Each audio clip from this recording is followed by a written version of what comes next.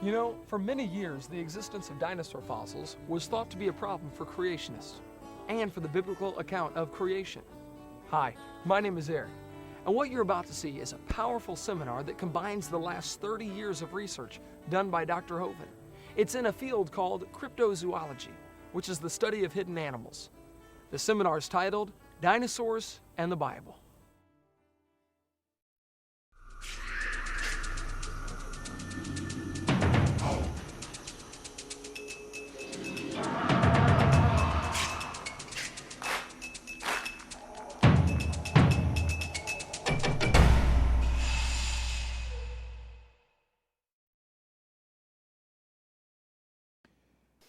Well, thank you for joining us. It's an honor to be here at Hyles-Anderson College in Indiana. How many have been to one of my seminars before or seen one of the videos before? Okay. And how many never have? And how many do not understand the question so far? Good. Same three as yesterday. Good. Well, my name's Kent Hovind. I taught high school science for 15 years, and now for the last 16 years, I've been an evangelist. I speak about 900 times a year now on the subject of creation, evolution, and dinosaurs. And I take the position that the Bible is literally true and scientifically accurate. And the evolution theory being taught in our schools in violation of the First Amendment is the dumbest and most dangerous religion in the history of planet Earth. No dumber idea ever. Anyway, I live in Pensacola, Florida. I have 3 kids, 1 of each. Got them all married, and the dog died. Praise God, I made it. I'm home free. And so far, 4 grandkids, and that's definitely God's reward for not killing your own kids when you thought about it. So hang in there, it'll be worth it all. All my family lives right around me, and they all work in our ministry. So it's great having kids that love the Lord. And a couple of them are back here at the back table back there, and one running the camera. We have in our backyard in Pensacola, Florida, Dinosaur Adventureland. I like dinosaurs. Our phone number is 479-DINO. Our website is Dr. Dino. Dinosaur Adventureland's phone number is 478-DINO, 3466 for you alphabetically challenged folks. We like dinosaurs. We have thousands and thousands of visitors come. We've had probably close to 1,000 people get saved coming through our Dinosaur Adventureland. Everything we do there has a science lesson and a spiritual lesson. We have a blast using dinosaurs for the glory of God. But you know, for the last 200 years, Christians have been extremely confused about where dinosaurs fit into the Bible. I heard a lady last night, I was witnessing to a lady at the hotel. She said, well, I got a friend that told me dinosaurs never existed. One guy told me, he said, well, the devil put those bones in the ground to fool us. Well, you're going to look like a real idiot when you're talking to anybody with normal intelligence when you say something like that, okay? Yes, dinosaurs lived, but when did they live? Where do dinosaurs fit into the Bible? Here are 2 of my grandkids playing with one of the dinosaurs at Dinosaur Adventureland. We have a wonderful time. Christians, though, often are very confused of where they fit in. What's happened, Christians have compromised the clear teaching of the Bible in order to accommodate the dinosaurs. That's why they have the gap theory or the day-age theory or progressive creation or theistic evolution. There's no need to do that. I'm going to give you the biblical view of dinosaurs here this morning. Now this guy in National Geographic says, no human being has ever seen a live dinosaur. Now just hold on a minute. Does he know that or does he think that? He thinks that. There is no possible way he could know something like that unless he talked to everybody that ever lived. Do you think he talked to Adam and Eve before he wrote that? Did he talk to you before he wrote that? No, okay. That's just not something you can know. The Bible says, in the beginning, God created the heaven and the earth. It says, in 6 days, the Lord made heaven and earth, the sea, and all that in them is. Well, if he made everything in 6 days, then Adam must have seen dinosaurs. It's just no 2 ways about it. And yesterday, we talked about seminar part 2, what the Garden of Eden was like. It says, God said, let there be a firmament in the midst of the waters, and let it divide the waters from the waters. We talked about how God originally created the world with a canopy of water overhead, which all fell down at the time of the flood. It's gone now. And there was most of the water under the crust of the earth, which all came shooting to the surface when the fountains of the deep broke open. Psalm 24, the earth is the Lord's. He founded it upon the seas and established it upon the floods. Psalm 136, he stretched out the earth above the waters. I don't know why Christians can read that and read right over it and not see what it's saying. The water that's now in the ocean used to be in the crust of the earth, but it all came shooting out when the fountains of the deep broke open. We cover much more on that on video number 6. What caused the flood in the days of Noah? We call it the Hovind theory, so nobody else will get blamed for it. But From the creation 6,000 years ago up until the flood 4,400 years ago, the world was very different. During that time frame, the Bible says the people lived over 900 years. They really, honestly did. Lived to be 900 plus. It's interesting, many ancient cultures have a legend about what they called the Golden Age. The Babylonians, the Sumerians, the Egyptians all talked about a time when man used to live to be nearly 1,000. Well, that's because it was really true. They really did live to be almost 1,000. And yesterday we covered how reptiles grow all their life. Reptiles never stop growing. So dinosaurs were big lizards that lived with Adam and Eve in the Garden of Eden. They did not live millions of years ago. So the obvious question would be, well, did Noah take dinosaurs on the ark?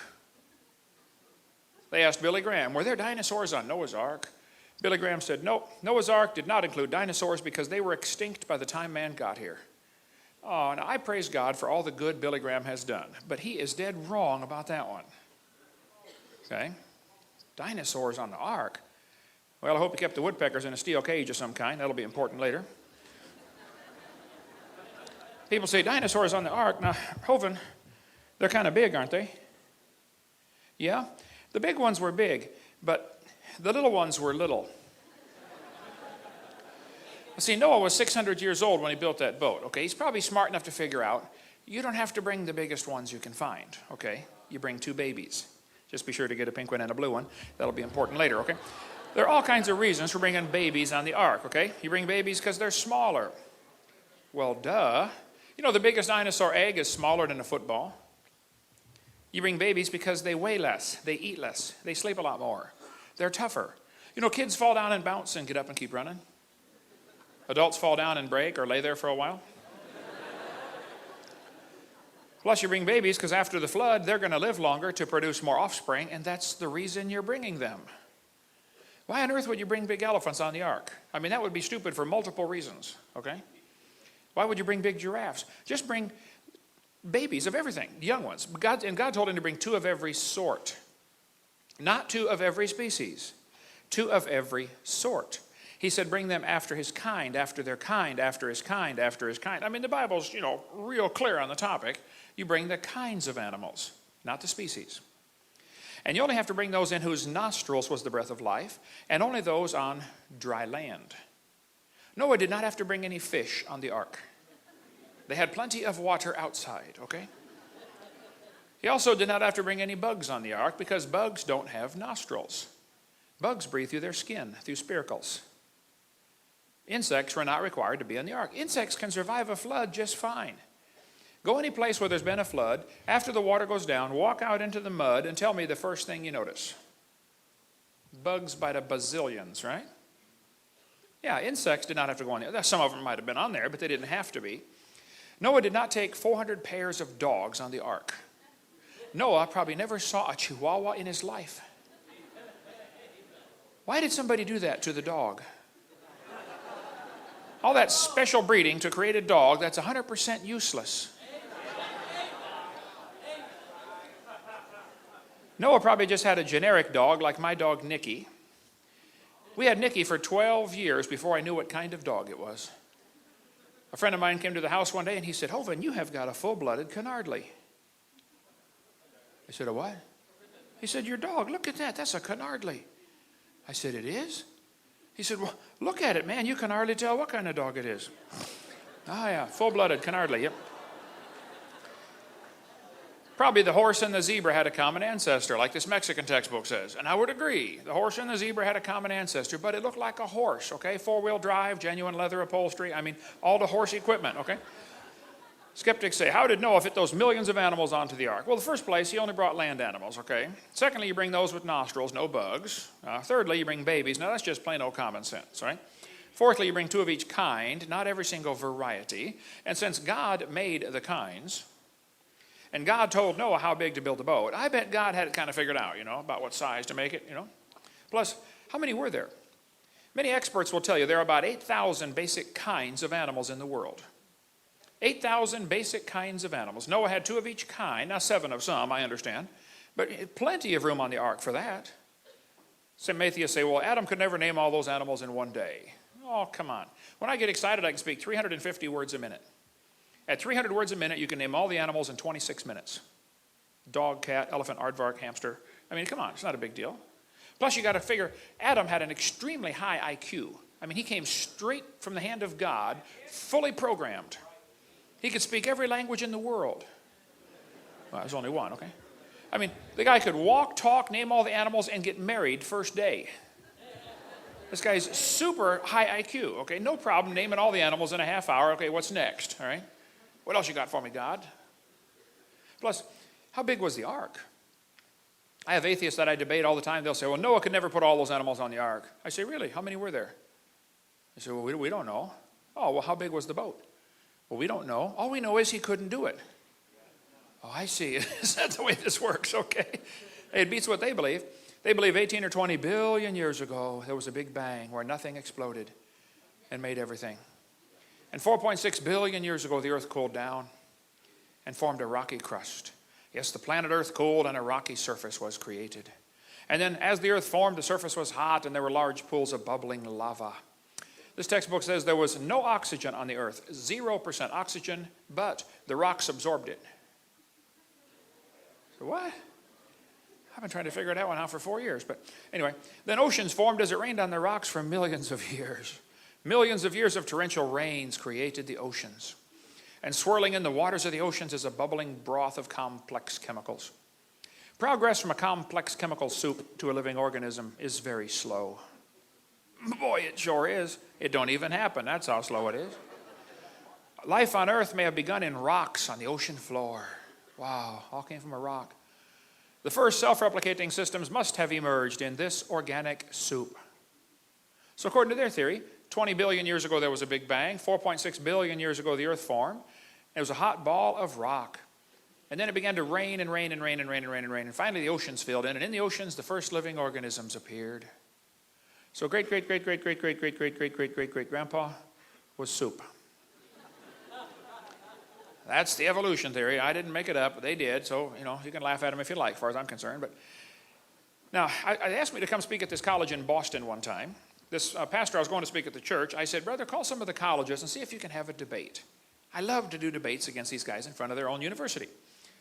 Well, he called every college within 100 miles of Boston. A lot of them. There's a lot of colleges around Boston. And finally, one college said, no, we don't want him to come have a debate, but he can come speak to our students if our professors can ask him any questions they would like. Because we would like to show our students how dumb you Christians really are. I said, I would be honored to come for that. And so I showed up. There were 6 professors, all their students.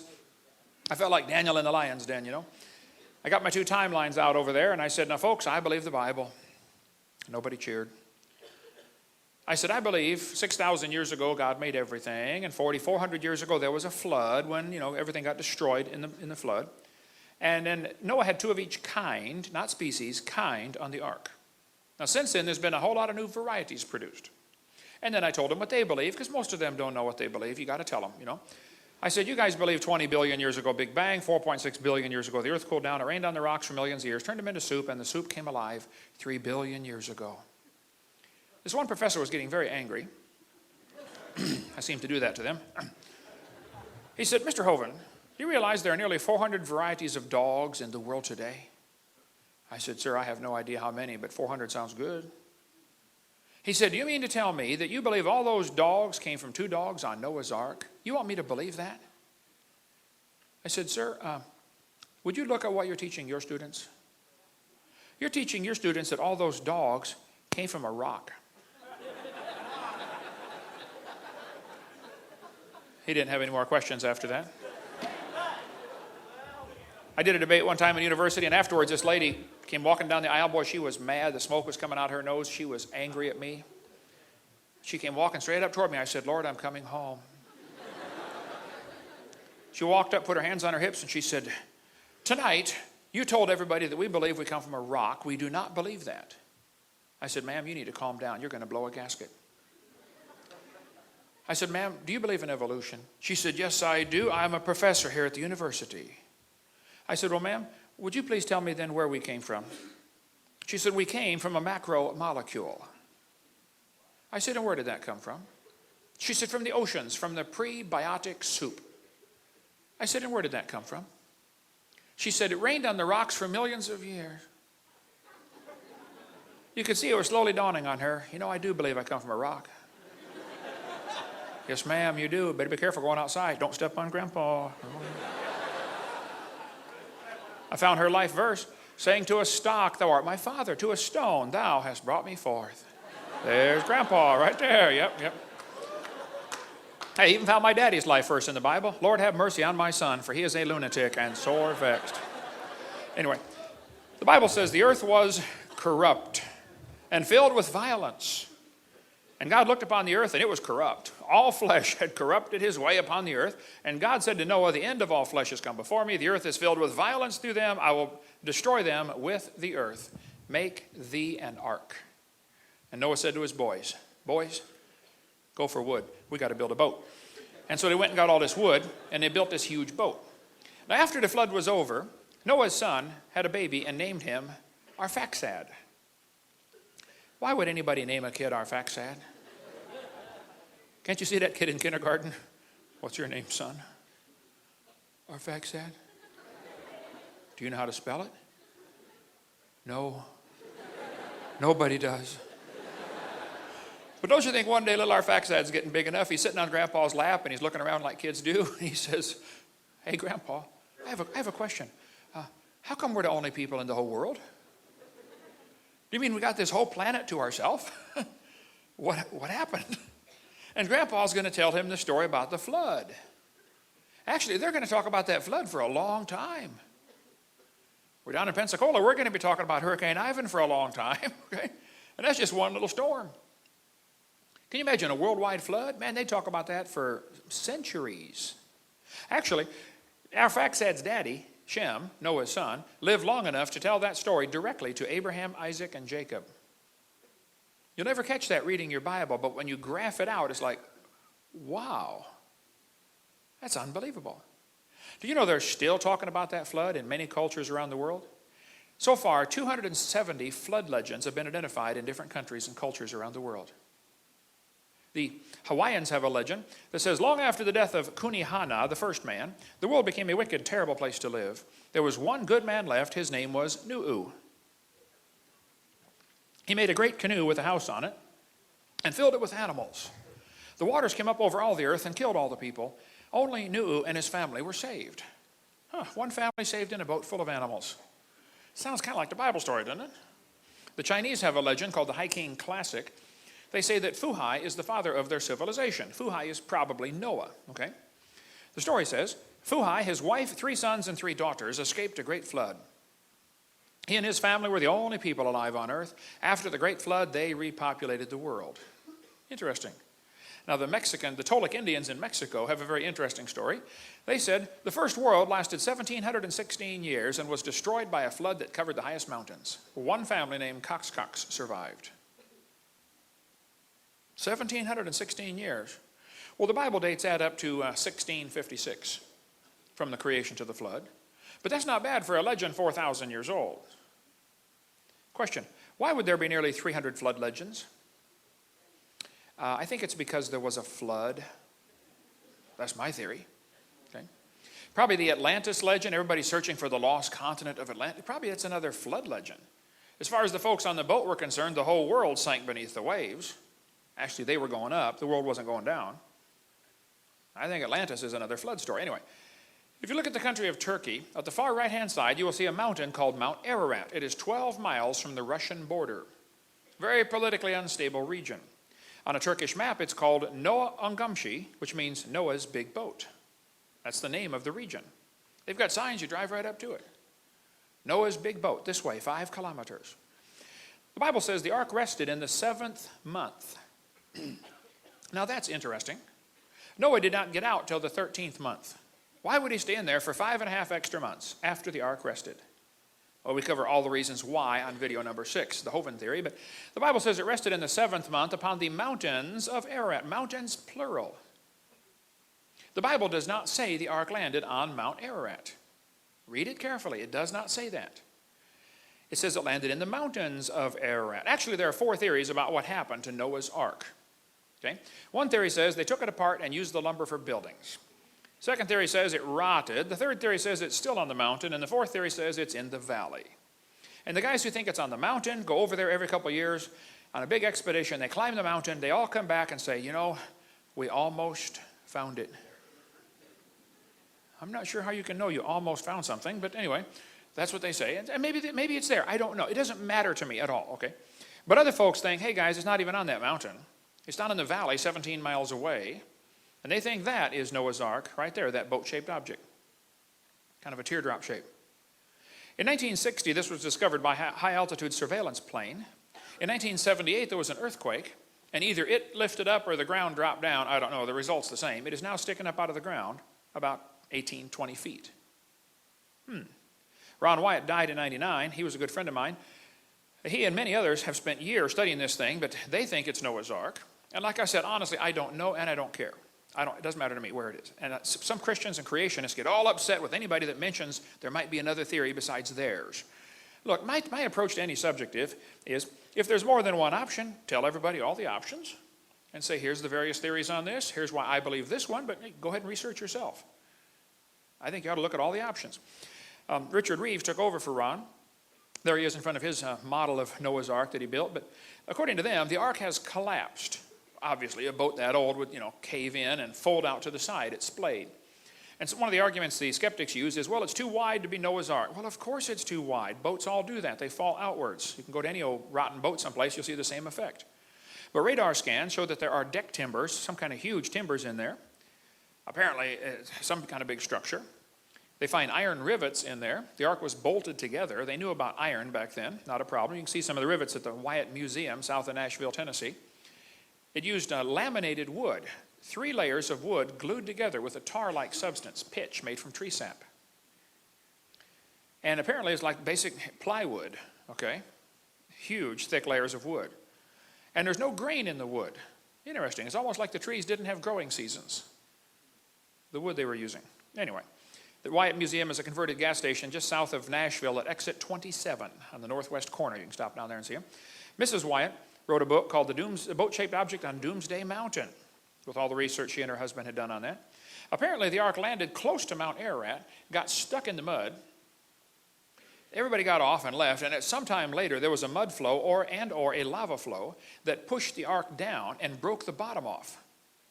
What used to be the keel full of ballast for weight to keep it upright was broken off, and it's way up near the mountain, and the ark has apparently moved down several miles from where it used to be.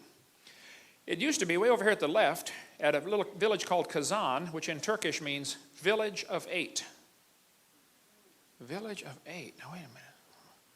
There was 8 people on that boat. But apparently the ark has drifted down from where it used to be, and that's another long story. But the government of Turkey has studied all this, and they say, yep, that's Noah's Ark. They even built a visitor center. Now, some folks have said, oh, it's not Noah's Ark, it's a boat-shaped object, it's just a flow stone. It's flow formation around a stationary object. When mud flows around something, it makes that teardrop shape, like an airplane wing. Yes, I understand, it does, you're right. But the pointed end of the teardrop is always downstream. The rounded end is upstream, like an airplane wing. This one's backwards. There are flow formations in that area, no question. But this is not one of them. One guy argued, it's just a fort. Who would build a fort under a hill? Duh. The guys throw rocks down inside, Anyway, some creationists say it's not Noah's Ark, and they get mad at me for even mentioning. Well, I'm sorry, I'm going to mention it until I start working for you, and then I'll quit, okay? But the Bible says the ark will be 300 cubits long. Now, a cubit is elbow to fingertip. I'm 6'1". My cubit is 21 inches. The average standard Egyptian cubit was 20.65, just a hair shorter than mine. That boat-shaped object is 515 feet long, which is 300 Egyptian cubits. So that doesn't prove it's the ark, but it is interesting. It is the right size, okay? It's about 2/3 the size of the Titanic, about 2 football fields long. Pretty good-sized boat. In that region, near the village of Kazan, they found 12 giant rocks that weigh 9,000 pounds. These rocks appear at Kazan, 9,000-pound rock, and they have holes in the top. Apparently, this rock was to be held over the side of the boat to be what's called an anchor stone or a drogue stone.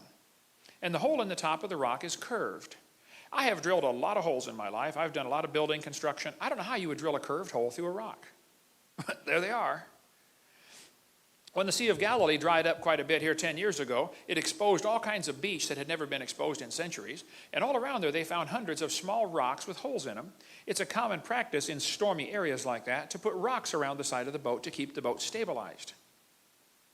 Give it some weight. If it gets windy, you drop them down into the water, and you now have a sea anchor all the way around the boat. But anyway, there are a lot of folks who think these rocks were actually drogue stones or sea anchors for Noah's Ark. What this would do, this would make the boat stable during stormy weather. It's almost like you're anchored to the water, if you can imagine that. And if it really gets windy, the rocks are going to drag behind you, and now you're always perpendicular to the waves. You can't capsize. One atheist wrote me a letter, and he said, Hovind, I heard your seminar about Noah's Ark having big rocks hanging over the side. You are so stupid. Don't you know if he had rocks hanging all over the boat, it would slow him down?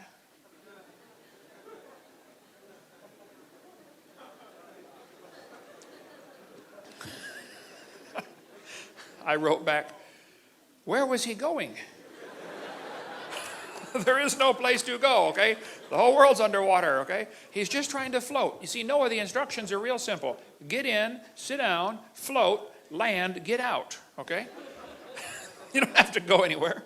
No sails. You don't have to steer the boat, okay? One atheist said, well, a sailboat was built with 6 masts and it leaked so bad because of the twisting from the sails. Well, Noah's Ark didn't have any sails, okay? It just was designed to float. And some people think it might have had a moon pool in the center because a long ship has trouble going over the waves. It tends to lift up and the ends are exposed and it tends to flex or break in the middle. Well, if Noah's Ark had a moon pool, that would solve the problem. What it is, it's a hole in the center. As the waves go up and down, the water goes up and down inside that hole. Of course, you got a wall built up on the inside. It's called a moon pool. As the water goes up and down inside that moon pool, going over the waves, it acts like a giant piston, forcing fresh air in and out of the boat every time you hit a wave. You might actually pray for a good wave once in a while. Hey, Lord, we're about to feed the elephants. Would you please send a wave? Yeah. Anyway, what happened to the dinosaurs when Noah got off the ark? You know, the question of what happened to the dinosaurs has been used in schools to start a conversation about evolution for a long time. One of Satan's favorite tools to use is dinosaurs because kids love them. I spoke at a public school one time to 300 first graders. Try that sometime. I drove a church bus for 17 years and taught junior church for 17 years. There were 300 first graders in this room I'm speaking, and I got my dinosaurs out and I said, boys and girls, I got a question for you. When did dinosaurs live? I mean, instantly, all of them shouted out, millions of years ago. I thought, now wait a minute. These kids are in first grade, okay? They can barely read. How do they believe that already? Where have the Christians been teaching the truth about creation? Why are we waiting till the kids get their mind polluted with evolution and then trying to win them back? Why don't we just not lose them to begin with? Why hasn't there been a Christian response to this dinosaur stuff? What the Christians did in the 1800s is they compromised their Bible with the gap theory to accommodate the dinosaurs, and then they let Satan have the dinosaurs. That's what happened, exactly. But anyway, there are 16 theories of what happened to the dinosaurs. One theory says an asteroid struck the Yucatan Peninsula in Mexico and killed them 65 million years ago. A scientist here in Indiana said the dinosaurs killed themselves off with their own flatulence. They could not stand the heat. I'm not sure what to do about a theory like that, but here's the real reason they went extinct. Smoking. Okay.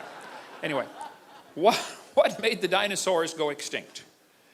Do you realize they're asking the wrong question? The question is not what made them go extinct. The question is, did they go extinct?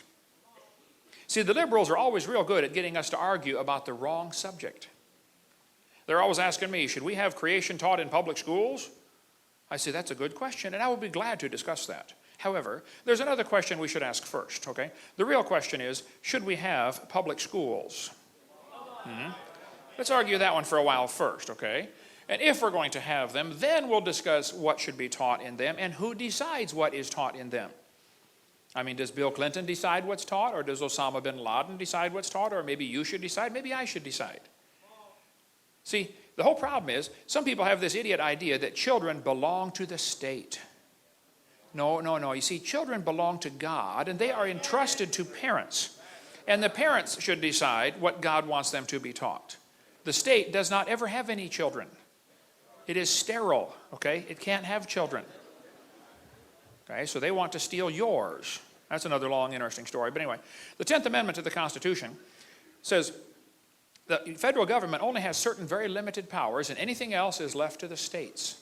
The federal government has no business being involved in education or welfare or hurricane relief or anything else. No business at all. If you want to see why the schools went public, get many good articles, one by Samuel Blumenfeld that's incredible about why we have a public school system. It's all part of the plan for a new world order. Big part of the plan. Get our college class, CSE 102. I teach college classes on creation where we go into much more detail, chase every rabbit and kick every dog, and you can get that if you get time. But anyway, dinosaurs getting off the ark had a very difficult time. The climate had changed. Things were different. Remember, before the flood they lived to be 900. Read your Bible. After the flood they only lived to be 400, and then 200, and then 100. Something changed. Well, for one thing, that canopy overhead was gone. Number two, the soil was now not loaded with minerals like it's supposed to be to have plants grow like crazy. And the atmospheric pressure was different. The canopy had collapsed. It was gone, I believe. Sunlight was now getting through, radiation, etc. Many more problems in the post-flood environment. Dinosaurs had two problems. Number one, the climate change. Number two, was probably worse, people hunted them. They killed them. Now, they didn't call them dinosaur, though. They called them dragon. See, the word dinosaur wasn't made up till 1841. So for most of human history, these creatures are called dragons. Did you know dinosaurs not even in the dictionary in 1891? For most of human history, they were known as dragons. Now, dragons are mentioned in the Bible 34 times. People say, why aren't dinosaurs in the Bible? Last night, I'm talking to this lady at the counter at the hotel. She said, well, dinosaurs aren't in the Bible. I said, that's correct. That word wasn't made up till 1841. And if you got the right Bible, that was translated 1611. So, of course, you're not going to find that word in there. Duh. But they called them dragons. Dragons are listed in the dictionary in 1946 as now rare. As the population of people began to grow after the flood, the population of dragons began to go down. Because nobody wants to live next door to a dragon. Same thing happened in Cobb County, Georgia, where Atlanta is today. Do you realize how many grizzly bears there are roaming around the woods right now near Atlanta, Georgia? 0. Do you know how many there were just 300 years ago? Hundreds. What happened to the grizzly bears in Cobb County, Georgia? Well, as people move in and civilize an area, the big ferocious animals are killed off or driven off. Happens everywhere. If it came on the evening news tonight that there were 5 grizzly bears roaming around Cobb County, do you know what would happen by 6 o'clock in the morning? They'd all be dead. Because every redneck in 4 states would be out there with a rifle trying to shoot one. Right? And whoever could shoot the biggest one would be a hero. They'd have his picture on the front page. Hey, Bubba shot the grizzly bear and saved the village. Yeah, he did. Well, that's exactly what happened to the dragons. Man, if you could figure out a way to kill a dragon, they'd be telling stories about you around the campfire from now on. People killed dragons for meat because they were a menace, to prove you're a hero, to prove you're superior, competition for land, or for medicinal purposes. Many ancient recipes call for dragon blood, dragon bones, dragon saliva. Why? Gilgamesh is famous for slaying a dragon. A Chinese legend tells about a guy named Yu that surveyed the land of China. It says, after the flood, he surveyed the land and divided it into sections. He built channels to drain the water off to the sea and make the land livable again. Many snakes and dragons were driven from the marshlands. Yeah, that's just normal. If you want to build a city, you got to, drive off the dragons and then build your city. I mean, it was expected. You got to drive the dragons off. Okay? Why would the Chinese calendar have 11 real animals, the pig, the duck, the dog, and a dragon? Why would they put a mythical animal in there? Could it be that at the time they came up with these 12 symbols, there were 12 real animals? Here's one of the oldest pieces of pottery on planet Earth. It's a piece of slate from Egypt, first dynasty of United Egypt. It shows long-necked dragons. We make replicas of it if you want to get one for a prize for your bus route, for some give out to the kid who does whatever, you know. They'll go crazy over this thing. Half-size replicas of the oldest piece of pottery on earth. Why would they put long-necked dinosaurs on pottery 3,800 years ago? Here's two long-necked dinosaurs with a sheep in between their mouths. Here's a hippo tusk from the 12th century BC showing an animal with a long neck and a long tail. Here's a cylinder seal showing what appears to quite obviously be long-necked dinosaurs. The Bible talks about a fiery flying serpent in Isaiah 14. Wait a minute, a fiery flying serpent? Well, if you read the story of Herodotus, Herodotus says he went to a certain place in Arabia, almost exactly opposite Buto, to make inquiries concerning the winged serpents. On my arrival, I saw the backbones and ribs of serpents in such numbers as it's impossible to describe. The winged serpent is shaped like the water snake. Its wings are not feathered, but resemble very closely those of the bat. The people where the bones lie at the entrance of a narrow gorge between steep mountains. The story goes that with the spring, the winged snakes come flying from Arabia towards Egypt, but are met in this gorge by the bird called ibises, who forbid their entrance and destroy them all.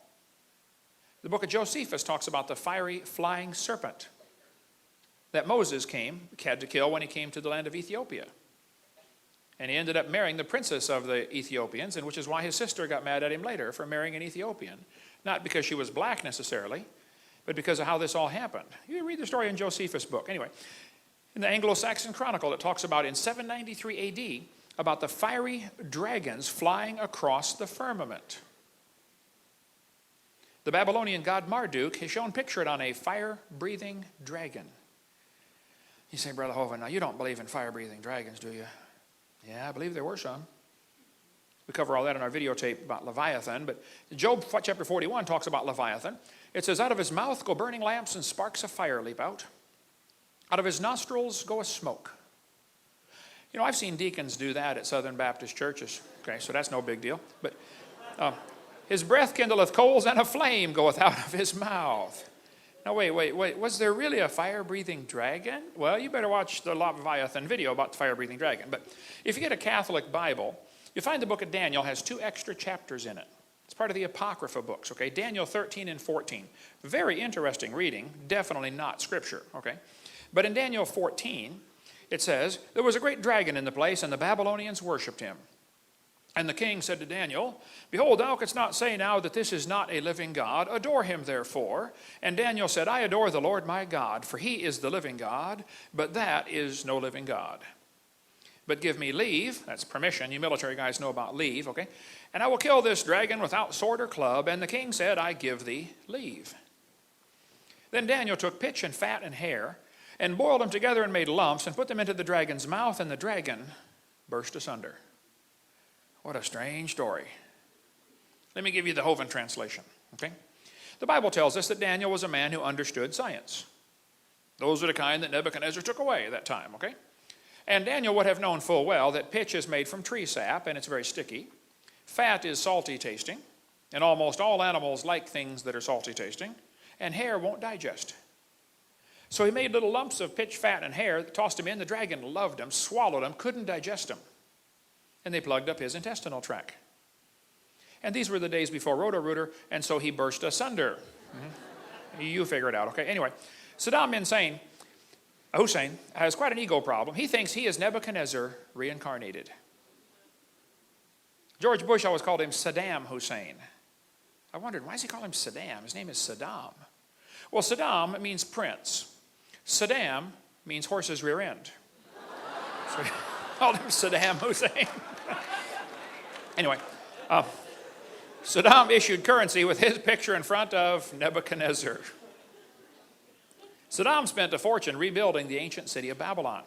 But you know, ancient Babylon was discovered, buried in the dry sand over there. The bricks were just nearly perfectly preserved by the dry sand. So they excavated ancient Babylon and rebuilt it. Babylon was totally rebuilt in the last 20 or 30 years, I believe. Saddam put a brick about every 10 feet around the wall that says, I am Saddam Hussein. I have rebuilt Babylon the Great. I am the grandson of Nebuchadnezzar. But on that wall, they found carvings of lions and carvings of dragons. Now, I can understand why they'd put a lion on there. I mean, we know about lions, but why would they put carvings of dragons on a brick wall 2,600 years ago? Maybe because they knew about dragons. They're still there. You can go see them. A friend of mine was there as a soldier. He said, yep, they're still here. Dragons still on the wall from 2,600 years ago. Ishtar Gate is covered in them. Lions and dragons. Now, we made a model of it for Dinosaur Adventureland. If you want to come to Pensacola, that's a little closer than Iraq for most of you. But Alexander the Great said his soldiers were scared by dragons when they conquered part of India in 300 BC. This Roman mosaic shows two long-necked dragons fighting or kissing. Now, that would be necking. Wow. Anyway, how did the Romans know about dragons in 200 AD? St. George is famous for slaying a dragon in 275 AD. Beowulf slew 2 dragons, and the third one killed him. You should try to read the Beowulf story in Old English. Good luck. That's English. 1,500 years ago, that was English. I can only read one word on the page. It says, duh. But anyway, when they translate the story to modern English, the story tells us Beowulf killed Grendel the dragon by pulling off one of its arms, and the creature bled to death. Pulled off his arm. Well, they found a Babylonian cylinder seal showing a guy pulling the arm off a dragon. Interesting. Get the book After the Flood if you want a whole lot more on dragons living with man. But there's a city in France that's famous because a dragon came up out of the water, and a guy killed it and cut the head off and stuck it over the corner of the building. The head of the dragon was mounted on his building. They called it the gargoyle. How many have ever heard of the gargoyle? They still do that today. You can buy these ugly little critters, you put them on your building or whatever over your door. Well, the word gargoyle means throat. We get our word gargle, gurgle, regurgitate, gorge, and glutton from that word. It has to do with the throat. So next time you gargle, you can think about slaying a dragon. You say, Brother Hovind, I am slaying a dragon when I gargle. Okay, anyway. An Irish writer said they killed a dragon with iron nails on its tail. Well, Stegosaurus certainly had big spikes on his tail, that's for sure. So did several other animals. But here's a Viking woodcut showing a dragon swallowing a guy. This is from the 11th century, 1,000 years ago, okay? The Vikings put dragon heads on their ships 1,000 years ago. Why would they do that? Well, they knew about the great dragon of the sea. They called it the Kraken. Again, Bill Cooper's got a lot on that in his book. But the famous Icelandic hero Siegfried slew the dragon Fafnir. As a castle, bricks were found in a castle from the 12th century showing dragons. There's a 12th century castle in Germany with dragons on it. Why would they put dragons on their castles? Marco Polo lived in China for 17 years. When he came back, he said, the emperor is raising dragons to pull chariots in his parades. Why would he say that? Oh, probably because the emperor was raising dragons to pull chariots in his parades. That's my theory. Yeah, okay. In 1611, they appointed the post of royal dragon feeder. Why do you need a royal dragon feeder? Let me guess, to feed the dragon. Yeah, right, okay. There's a 13th century castle with dragons on it. There's a grave from the 15th century showing, and carved in brass, 2 long-necked dinosaurs. 16th century castle has dragons on it. We've got 7 coins in our museum on loan. They're silver dollars from 1500s to 1600s, real silver dollars. All of them show somebody slaying a dragon. It was common 400 years ago. Everybody knew about slaying dragons. Of course, you got to slay the dragon. You know, that's just standard procedure. Save the dragon, rescue the princess, or whatever. I don't know. But here's a Russian medallion showing a guy killing a dragon. Bulgarian postage stamp has somebody killing a dragon. The crest of Lithuania shows somebody killing a dragon. A city in France was renamed Nurluk to honor the man who slew the dragon. Indians carved dinosaurs on the walls of the Grand Canyon. Why would they put dinosaurs on the walls of Grand Canyon? Maybe because they hunted dinosaurs around there. In 1925, some guys took a raft trip down one of the canyons out west, and they wrote a report. They saw one of these dinosaurs, and they said the fact that some prehistoric man made a pictograph of a dinosaur on the walls of this canyon upsets completely all of our theories. Oh, they upset his theories. Oh, no. He said about a year ago, a photograph of a dinosaur was shown to a scientist of national repute who was then specializing in dinosaurs. He said, it's not a dinosaur, it's impossible, because we know dinosaurs were extinct 12 million years before man appeared on Earth. Oh, hold on just a minute, okay? First place, it's not possible for you to know what happened 12 million years ago, okay? So let's just get that straight first up, okay? Secondly, notice he said 12 million. Now today the kids are taught dinosaurs died 65 million years ago, aren't they? 65 million years ago? It's interesting to see the inflation of the age of the earth. See, in 1770, they said the earth was 70,000 years old. By 1902, it was 2 billion years old. 1969, it was 3.5 billion years old. Today, it's 4.6. Did you know the earth is getting older at the rate of 21 million years per year? That's 40 years per minute. Okay, it's aging rapidly, folks. Anyway, if you go to Blanding, Utah, you'll see carvings of dinosaurs on the cliff there. Apparently, they knew about dinosaurs in Utah. The Indians knew about them. They killed them, apparently. This is a cave painting in Australia showing a guy running away from what appears to be a dinosaur. I can't pronounce the name of this place in Canada, Mishapa something or other here, but it looks like these Indians have painted something on the cliff there that appears to be like a dinosaur with a dermal frill ridged on its back. This is a painting from Australia. These guys are all dancing around what quite obviously looks like a dinosaur. Apparently they're upset because it ate their friend. Okay, there's the friend inside. You know, give him back, please, right now. Anyway, this guy says nobody's ever seen a dinosaur. Well, why did they put them on their cave paintings? Why did they put them on ancient pottery? Why do we see so many legends of dragons if nobody's ever seen one? Down in Peru, they've got the driest desert in the world. It's only rained twice in 400 years, is my understanding. When the Spanish came across there in 1500s, they found white lines on the desert. They were obviously man-made. Somebody piled up the rocks. There's a pile of white rocks that goes sometimes for miles, straight as an arrow. These today are called the Nazca lines. How many of you have ever heard of the Nazca images? They got all these images down there and down in Peru. You can study that if you'd like. But strange, these images are interesting. But one of them shows a spider which has no eyes and one leg is longer than the rest. And for centuries, everybody thought, well, these were poor, ignorant, stupid people. You know, they forgot to put the eyes on, and they made the one leg longer on accident. Recently, there was a spider discovered in the Amazon jungle 1,000 miles away. It only lives in caves. It is extremely rare. It's supposed to be one of the rarest spiders on earth. It's an 1/8 of an inch long, little tiny spider, lives 1,000 miles away in the dark, in the caves. The spider has no eyes. And during mating season, that one particular leg grows longer, and it exchanges DNA off the tip of that leg for 15 seconds. How did they know that in Peru, 1,000 miles away? Maybe they weren't so stupid after all. Anyway, in 1535, the Spanish conquistadors came through that area, and they found stones with strange animals on them. They sent some back to the King of Spain and said, what on earth are these animals carved on these rocks? The king said, I have no clue. Today they're called the Ica burial stones from Ica, Peru. Dennis Swift is probably the world's expert on those. He's one of my good friends from Portland, Oregon. He did a great session at our boot camp in 2005, our creation boot camp we have in Pensacola, Florida. And we've got his DVDs about him speaking on the Ica stones. It's incredible. You can still get those on our website. But these stones show dinosaurs on them.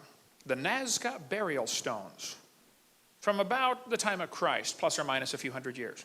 Some of them show brain surgery.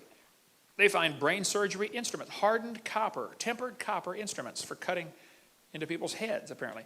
Some of them show heart surgery, limb reattachment, steam engine. One of them showed what looks like a steam engine.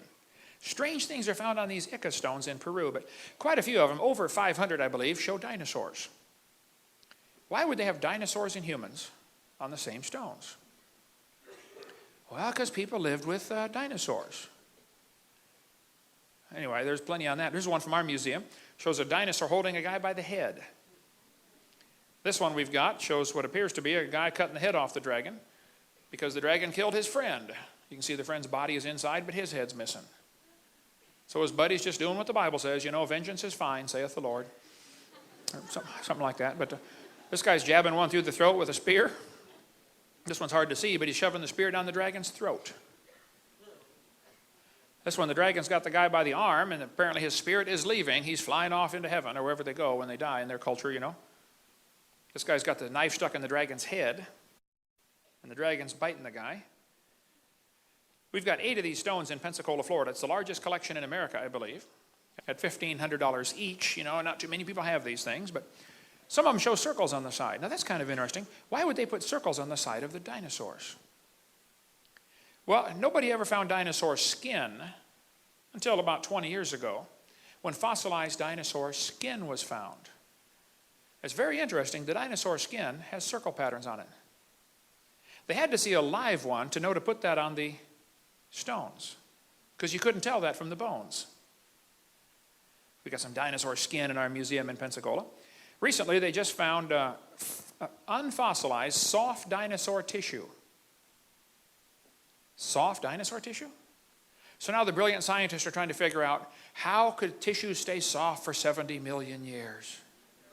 The thought will never cross their brain to question that maybe it's not 70 million years old. I mean, that thought will never enter their head, okay? This guy's cutting the head off a dragon. There's a guy riding one. We got a ton of information on dinosaurs living with man. Sometimes they're in friendly gestures, like this one's petting him. He's got his head laying on his shoulder, okay? Pottery was found with dinosaurs on it. A mummy was found in a tomb wrapped in a blanket, and all around the blanket were dinosaurs. Why would they put dinosaurs on their blankets?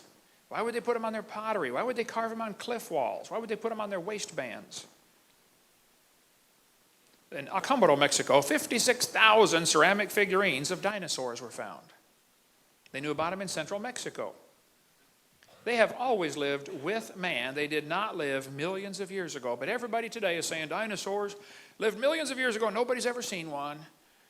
Yeah, I think they have, okay. An Italian peasant killed a dragon that was bothering his cows. They had it stuffed and mounted for a museum display in 1572. By the way, you know why so many Italians are named Tony? Years ago, they were shipping them to America, and they stamped on their forehead, to New York. Just a little bit of trivia there. But the Sutton artifact appears to show what it looks like a pterodactyl with its wings folded up. This lady sent me this picture of the dragon found in Utah. Said, Brother Hovind, looks like a dinosaur to me, carved on the cliff up here. Roman artifacts were found in Tucson, Arizona. By the way, the Romans came across the ocean way before Columbus did. Columbus was not the first white man across the ocean. There was trade back and forth for centuries until the Catholic Church kind of had the Dark Ages come in and shut down knowledge and information. But Brendan the Navigator came across in 500 A.D. Roman coins, or Hebrew coins, were found in Ohio in a burial mound. There was trade back and forth at the time of Christ across the ocean. But in a Las Lunas Decalogue stone here found in New Mexico, there's an 80-ton stone showing the 10 Commandments in Byzantine, which was only used about 500 A.D. is my understanding. Somebody came across, tried to evangelize America, made it as far as New Mexico 1,500 years ago. But one of these Roman swords shows what quite obviously appears to be a dinosaur on it. How on earth could they get dinosaurs on their swords at the time of the Roman Empire? During the age of sailing ships, there are thousands of legends of people sighting sea monsters. Well, if you're in a sailboat, it's kind of quiet going through the water, okay? With a diesel engine, they can hear you coming 50 miles away underwater. Of course, you're not going to see one, all right? But there are legends all over of dragons living with man. I think we've really been lied to. We could spend a long time on dragon legends. I read prolifically on that topic about dragon sightings down through history. Just get our video number 3 if you want more on dragon legends.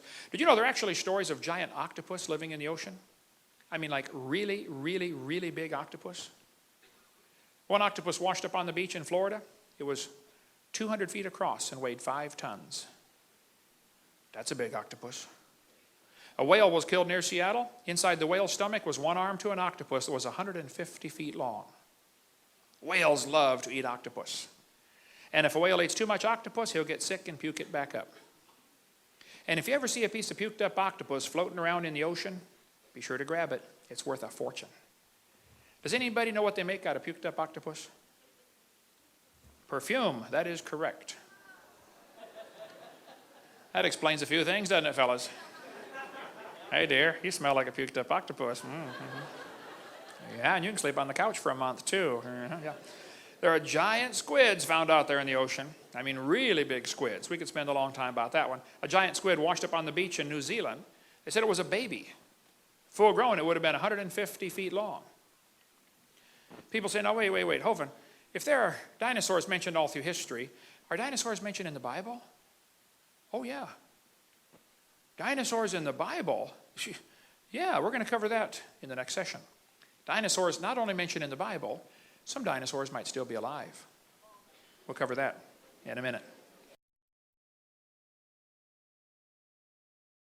Okay, let's take up where we left off about dinosaurs in the Bible.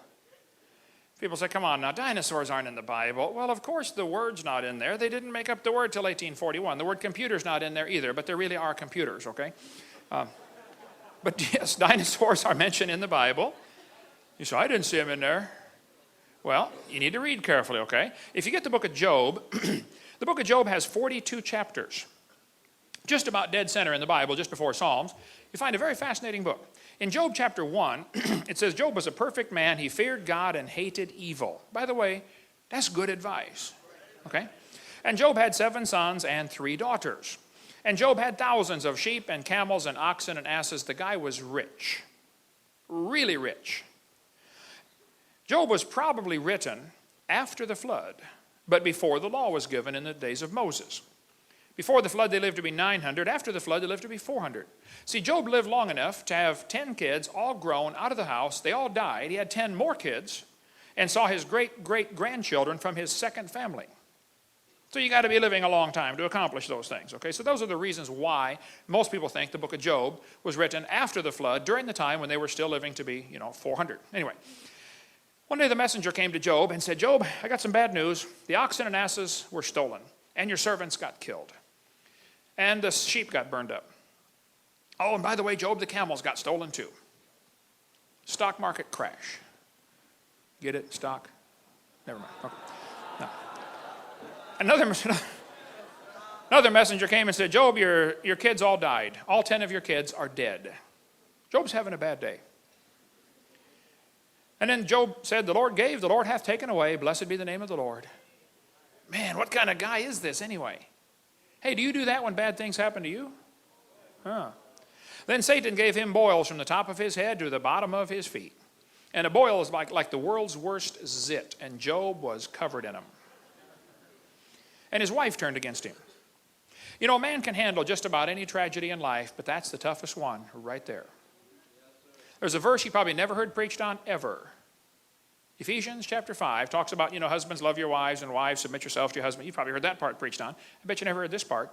Let the wife see that she reverence her husband. Treat him like a god. Offer him burnt sacrifices 3 times a day, okay? Amen. All right. Chapter 2, verse 10. And Job said, you speak like one of the foolish women. Can't we receive good at the hand of God and not evil? And then Job's 4 friends came to visit him. One of those guys was the shortest man mentioned in the Bible, Bildad the Shuhite. That's pretty short, okay? But these 4 guys came and they talked to Job for 35 chapters. Most of the book of Job is these guys explaining to Job why everything went wrong. They had to be Baptist the way I got it figured. They said, Job, you must have sinned. Eliphaz said, whoever perished being innocent? Job, the reason bad things are happening to you is because you sinned. Now, folks, that is the wisdom of the world, okay? That is not true. See, if something bad happens to somebody, you don't know why it happened. You should love them, pray for them, encourage them, and shut up. Don't go to the hospital when they get their gallstones out and say, hey, brother, these aren't gallstones. These are tithes and offerings. God's getting them out of you one way or another. Don't do that, okay? Let God take care of why everything went wrong. He can handle them just fine, all right? So Job is sitting there scraping the pus out of the boils by the graves of his 10 dead kids thinking, God, would you please answer me? Why did this happen to me? Folks, you don't have to live on this planet very long before you're going to be asking that question. God, why did you do this to me? Now, I don't want to drag skeletons out of anybody's closets, okay? But maybe you've had tragedy in your life. I know a little bit of what I'm talking about. I've got 3 kids here and 3 in heaven already, okay? Yes, tragedy comes to good people trying to do right. It happens, all right? But if something bad happens, what's your response? Job said, I wish the Lord would answer me. See, Job didn't know about Romans 8:28. God said, we know all things work together for good. To them that love God, to them that are the called according to his purpose. Now this verse does not say everything that happens is good. It doesn't say that. It says it'll work together for good. I'll show you. Has anybody ever been hungry? You ever been hungry before? Suppose you come to my house, you knock on the door, say, hey, Hovind, I'm hungry. I'll say, come on in, man. I'm going to give you a cup of flour. That don't sound too good. I got it. How about a spoonful of salt? Now, that'll fill you up. That ain't going to help. I got it. How about a spoonful of baking soda? Now, that will wake you up in the morning. Now, you're probably getting kind of dry by now, so let's pour down a half a cup of Crisco. And chase it down with a cup of buttermilk. You say, Brother Hovind, that would taste terrible. How about if we mix them all together and make biscuits? Did you know the individual ingredients for biscuits taste lousy, but they work together for biscuits? And did you know everything that happens to you might not be good, but it'll work together for good if you love God and you're called according to His purpose. See, the Christian life is so simple. Keep your heart right with God. That's it. Now, that'll be tough to do because the heart is deceitful above all things and desperately wicked. But Job is sitting there scraping the pus out of the boil saying, God, would you please answer me? And in chapter 38, the Lord answered Job out of a whirlwind. You know, if a tornado starts talking to me, I'm going to pay attention. And the Lord said, who is this that darkeneth counsel by words without knowledge? Hey, Job, your 4 friends did not know what they were talking about. And by the way, be very careful about getting any Bible doctrine from the book of Job, okay? It's true that the guys said it, but what they said was not true. And cults are always good at picking a verse out here. You better read the whole chapter, okay? Now, I believe the Bible is the Word of God, but the Bible contains some lies. It accurately records the lies of men. It's true that they said it, but what they said was not true. Okay, that's the case of these 4 guys. Anyway, God said, gird up now thy loins like a man, for I will demand of thee, and answer thou me. Where wast thou when I laid the foundations of the earth? I read that 36 years ago as a brand new Christian. And I thought, what a dumb question. God, why would you ask Job where he was when you laid the foundations of the earth? I said, God, he wasn't there. You know that, and he knows that. So why are you asking such a question? How many of you were here when God built the earth? Was anybody here when God made the earth? Only a couple of Mormons, okay. Yeah. You're in your second existence. I understand, okay. No, you were not here when God built the earth. So, kids, this is going to be complicated, so listen carefully, okay? Since you were not here when God made the earth, that means that God is older than you are. How many can figure this out with no help at all? Okay? Did it ever occur to you that God is also smarter than you are? Did it ever occur to you that God is stronger than you are? Did it ever occur to you that God is richer than you are? You say, Brother Hovind, everybody's richer than I are. Okay. Well, God certainly is. Hey, try this one. I've said this one 1,000 times and I've never understood it once. But I say it a lot and I think about it till my brain hurts. Did it ever occur to you that nothing ever occurred to God? He's already thought of everything. He even knows everything you've ever thought about. The Bible says he understands the imaginations of the thoughts. That's a fascinating verse. He not only knows your thoughts, he knows the imaginations of the thoughts. You see, you can not only think about things, you can actually think about what you are thinking about. Think about that. The brain is amazing. The Bible says God knows the thoughts of man. And by the way, it says in Luke, Jesus knowing their thoughts. That's one of many verses that proves Jesus is God Almighty in the flesh. God knows your thoughts and he loves you anyway. Wow, praise God for his mercy, right? Job 38:4. God said, declare if thou hast understanding. Who hath laid the measures thereof if thou knowest? Question mark. Job doesn't answer. Job's not answering any of God's questions. God said, hast thou entered into the springs of the sea? Did you know scientists didn't even know there were springs in the sea until 1977? Just discovered. Science is very slowly catching up with a few parts of the Bible. God said, where is the way where light dwelleth? Now that is fascinating. I taught physics. Did you know light doesn't stay in a place, it's in a way. It's always moving. But then it says, as for darkness, where is the place thereof? You know the speed of light, 186,282.4 miles per second. You know what the speed of dark is? 0. Darkness cannot move. Now think about it. We are the children of light.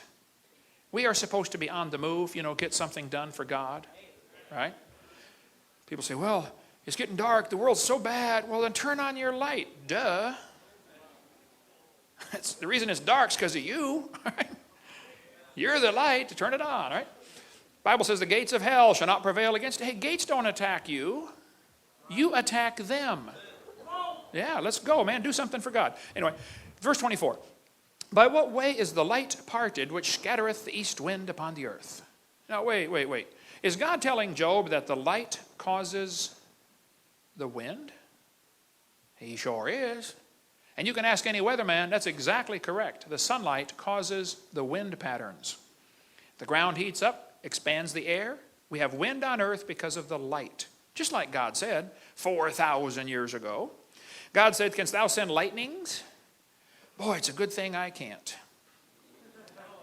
How many of you can think of somebody that's lucky to be alive because you cannot send the lightnings? I can think of several. Yes, I can. God said, canst thou send lightnings that they may go and say unto thee, here we are? Now, wait. Is God telling Job that electricity can be used to send a message? Like radio, cell phone, microwave, TV? Electricity sends a message 2 different ways. Through the electricity through the wire and also through the electromagnetic force, the radio waves coming off of it. God told Job that 4,000 years ago. Marconi and them guys had discovered it in the last few hundred years. God asked Job 84 questions. Job never answered one. These are the kind of questions that don't need an answer. The question was designed to change the person's attitude. These are the same kind of questions you dads have to ask your kids. See, I've got 3 kids, 1 of each. I know what I'm talking about. Kids get to a certain age, and they get kind of cocky, and they think, they should make the rules around the house. The kid comes in one day and says, hey, Dad, listen. I believe I should be allowed to stay out till 4 in the morning with my friends. After all, I'm 10 now. And Dad says, hold on just a minute, kid. You'd like to know why you can't stay out till 4 in the morning. Well, son, let me ask you a couple questions. Who pays the electric bill around this house? Huh? Who's paying for the house? Who paid for them clothes you're wearing, son? Who paid for that bed you slept on last night? Who pays for the food you eat and eat and eat and eat and eat and eat? Who paid for that hot water and soap you took a shower with about a month ago? Let's just get it straight, son. The Bible is very clear. He who payeth the bills maketh the rules. Second Opinions, chapter 4. You see, son, me, dad, you, kid. And if you're going to sleep under my roof and eat my food, you're going to do it my way. And if you want to do it your way, well, then go get your own roof to sleep under and do it your way. See, that's the golden rule, son. He that hath the gold maketh the rules. Who do you think you are, kid? Where were you when we bought this property and cleared this land and drove off the grizzly bears and marched uphill to school 40 miles in the snow, barefoot, both ways? How many got the same speech when you were growing up? Okay, good. Let's get it straight, son. Me, dad, you, kid. I think that's what God's doing to Job. God asked Job 84 questions. Job never answered one. But Job got an attitude adjustment. See, Job had the same problem that most of us have. He did not have a good appreciation for who God was. Come to chapter 40. God said, behold now behemoth. Well, what on earth is a behemoth? Well, whatever it was, Job could behold it. Because God never tells you to do something you can't do. See, God would not say, behold now behemoth, if he could not behold now behemoth. That's deep theology, I know, okay, but think it through, all right? Now, some reference Bibles say behemoth is probably the elephant or hippopotamus. Oh, that is ludicrous. I believe behemoth is the long-necked dinosaur. Now, there are 13 different long-necked dinosaurs, okay? There's the brachiosaur, the apatosaur, the cetosaur. He's got the big seat, okay? There's the blondosaur. You have to talk to her kind of slow, okay? I think behemoth is the brachiosaurus. It says he eats grass as an ox. Some people say, hey, my Bible says elephant and elephants eat grass. Well, duh, bunny rabbits eat grass too, okay? A lot of animals eat grass, right? Look at the next verse. His strength is in his loins, his force is in the navel of his belly. The biggest part on him is his belly. And they say, well, elephants have a big belly. Yes, I know. Hippopotamus have a big belly. Brachiosaurus had a big belly. He has a big belly. So does he. That is just sick. Who would pose for that? Anyway, it says, he moveth his tail like a cedar. Now hold on a minute. His tail is like a cedar tree. Have you ever seen an elephant's tail? I mean, would that remind you of a cedar tree? Or a hippo tail? Not like a cedar tree. Now, Brachiosaurus tail, yeah, that's a little more like a cedar tree than the rest of them, okay? You know, before they put those footnotes at the bottom of the Bible, I think they should be required to read the passage at least once and then comment on it, okay? By the way, you preachers, if you're going to preach on a passage, at least read it once before you preach on it, okay? Yeah, all right. Anyway, next verse says, his bones are as strong pieces of brass. His bones are like bars of iron. He has big, heavy-duty bones, and they did. This is a real dinosaur toe bone I've got in my museum in Pensacola. One of the knuckle bones from a Brachiosaurus. Now, this will be kind of complicated, so listen carefully. The reason he had such big toe bones is because he had big toes. How many can figure that out with no help? 4, 5, 6. Okay. And the reason he had those big toes is because he had a big foot. There's a kid taking a bath in a brachiosaur footprint. Pictures on the book right here on the steps. And the reason he had that big foot is because he had a big leg to hold up. His front leg is 20 feet tall. The biggest dinosaur found so far is 60 feet to the top of the head, found in Oklahoma. They say it's going to take them 20 years to dig all the bones out of the ground because it is a government project. They say when it was alive, it probably weighed 100 tons. Now, 100 tons is equal to 14 school buses put together. That means if he was to come by and step on you, you would be deeply impressed by him. You would be road pizza. Mm-hmm. By the way, speaking of government projects, I got to share with you my new invention that's going to make me the richest man on planet Earth. I'm going to save so much money for the highway department, construction crews, utility companies, and the military. Oh, and all I want is 10% of the savings, and I'll be the richest man on planet Earth. I have invented a shovel that will stand up by itself. You won't need to pay those guys to lean on it anymore. Thank you, I know. Next verse says, he's the chief of the ways of God. He's the chief. That's the Hebrew word, risheth, which means he's the chief, he's the principal, he's the biggest animal God ever made. Well, that would not be the elephant or hippopotamus. It'd be the Brachiosaurus. And that kind of fits the pattern for the way the devil works, you know. Whenever God makes things, the devil tries to destroy them. God makes beautiful things, and Satan always tries to destroy them. Hey, question. How big is your God? I mean, do you ever think about that? When you stop and pray, and you say, Heavenly Father, do you have any idea who you're talking to? I mean, have you ever stopped and just thought about that? Who are you about to talk to? I mean, you sit down for lunch, you know, and you're going to pray. Okay, bless the bunch as they crunch the lunch, amen. We expect God to come like a puppy dog when we call, don't we? Okay, God, I got time for you now. Pay attention. Now, here's my prayers. Give me this, give me this, give me this, give me this, and give me this, and give it quick. That's about what it boils down to, isn't it?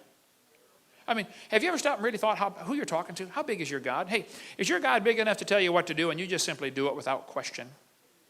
For instance, does God tell you what kind of clothes to wear? Now, 1 Timothy says the women should dress modestly. See, my daddy always said, if you're not in business, don't advertise. Yeah, okay. Does God tell you how to cut your hair? 1 Corinthians says it's a shame for man to have long hair. Oh, when I got saved, I was a lifeguard. Nice suntan, long blonde hair. I read that and said, oh, wow, I better go cut it. It's just a no question. It's a no-brainer. God, you're not happy? Yes, sir. It's absolutely no-brainer. How big is your God? I mean, who is God of your life anyway? If he's really God, then you read the book, you do what he says, end of story.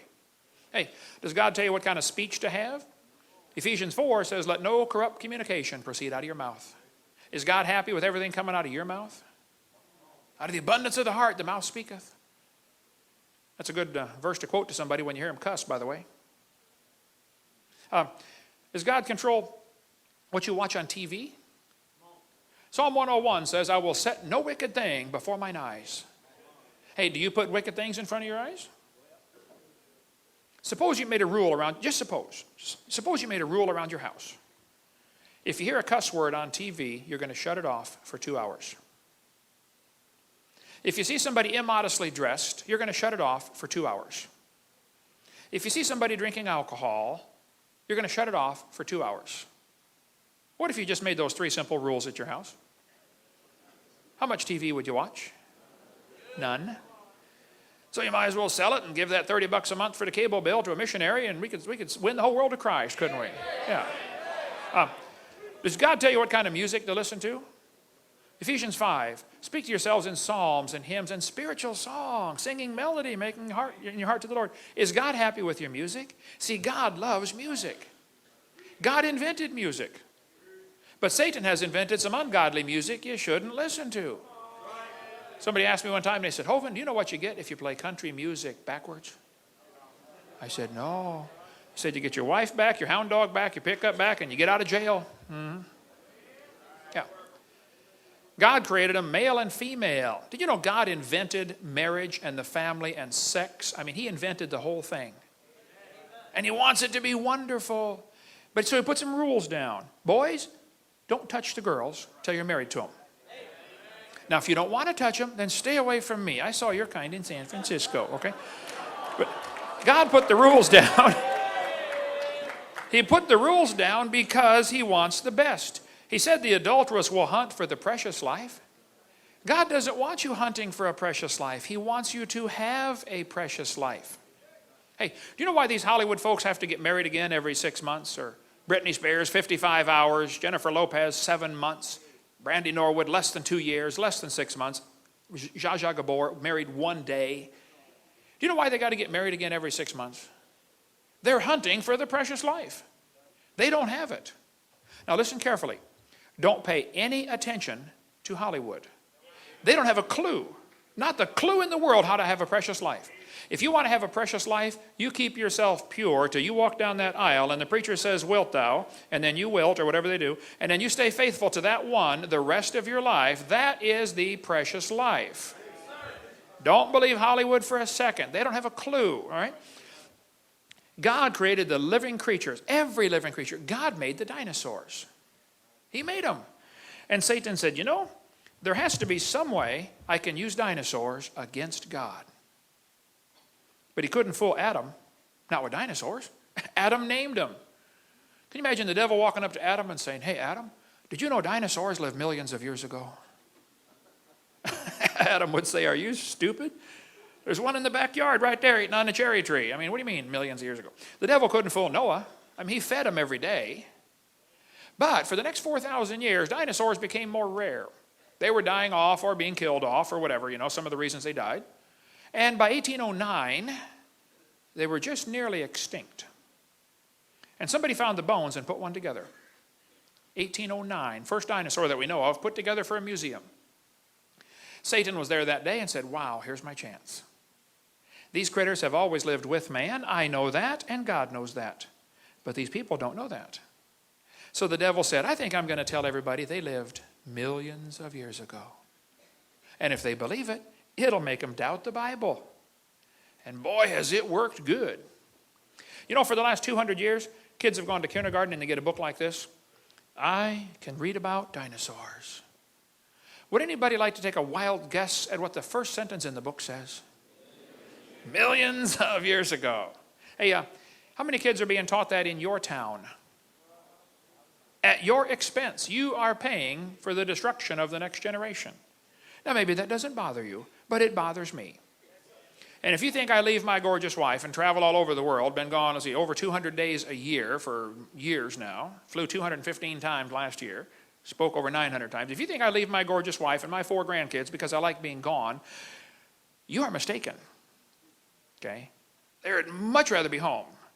But there's a war going on. Somebody's got to warn the troops. Hello, to arms, the British are coming, you know, pick up your gun, guys, let's go. There are kids by the billions being brainwashed on this planet. And Satan is using dinosaurs to do it. Nearly all the books say millions of years ago. And then we got some Christians that totally ignore the subject because they don't have an answer. Well, study to show yourself approved unto God. Get the answer and go share it with somebody, okay? Millions of years ago, the book says. I go to museums all the time, just makes my blood boil. You see hundreds and hundreds of kids coming past these incredible displays. I mean, beautiful big dinosaur skeletons. And guess what the sign says at the bottom? Millions of years ago. See, Christians don't seem to understand this.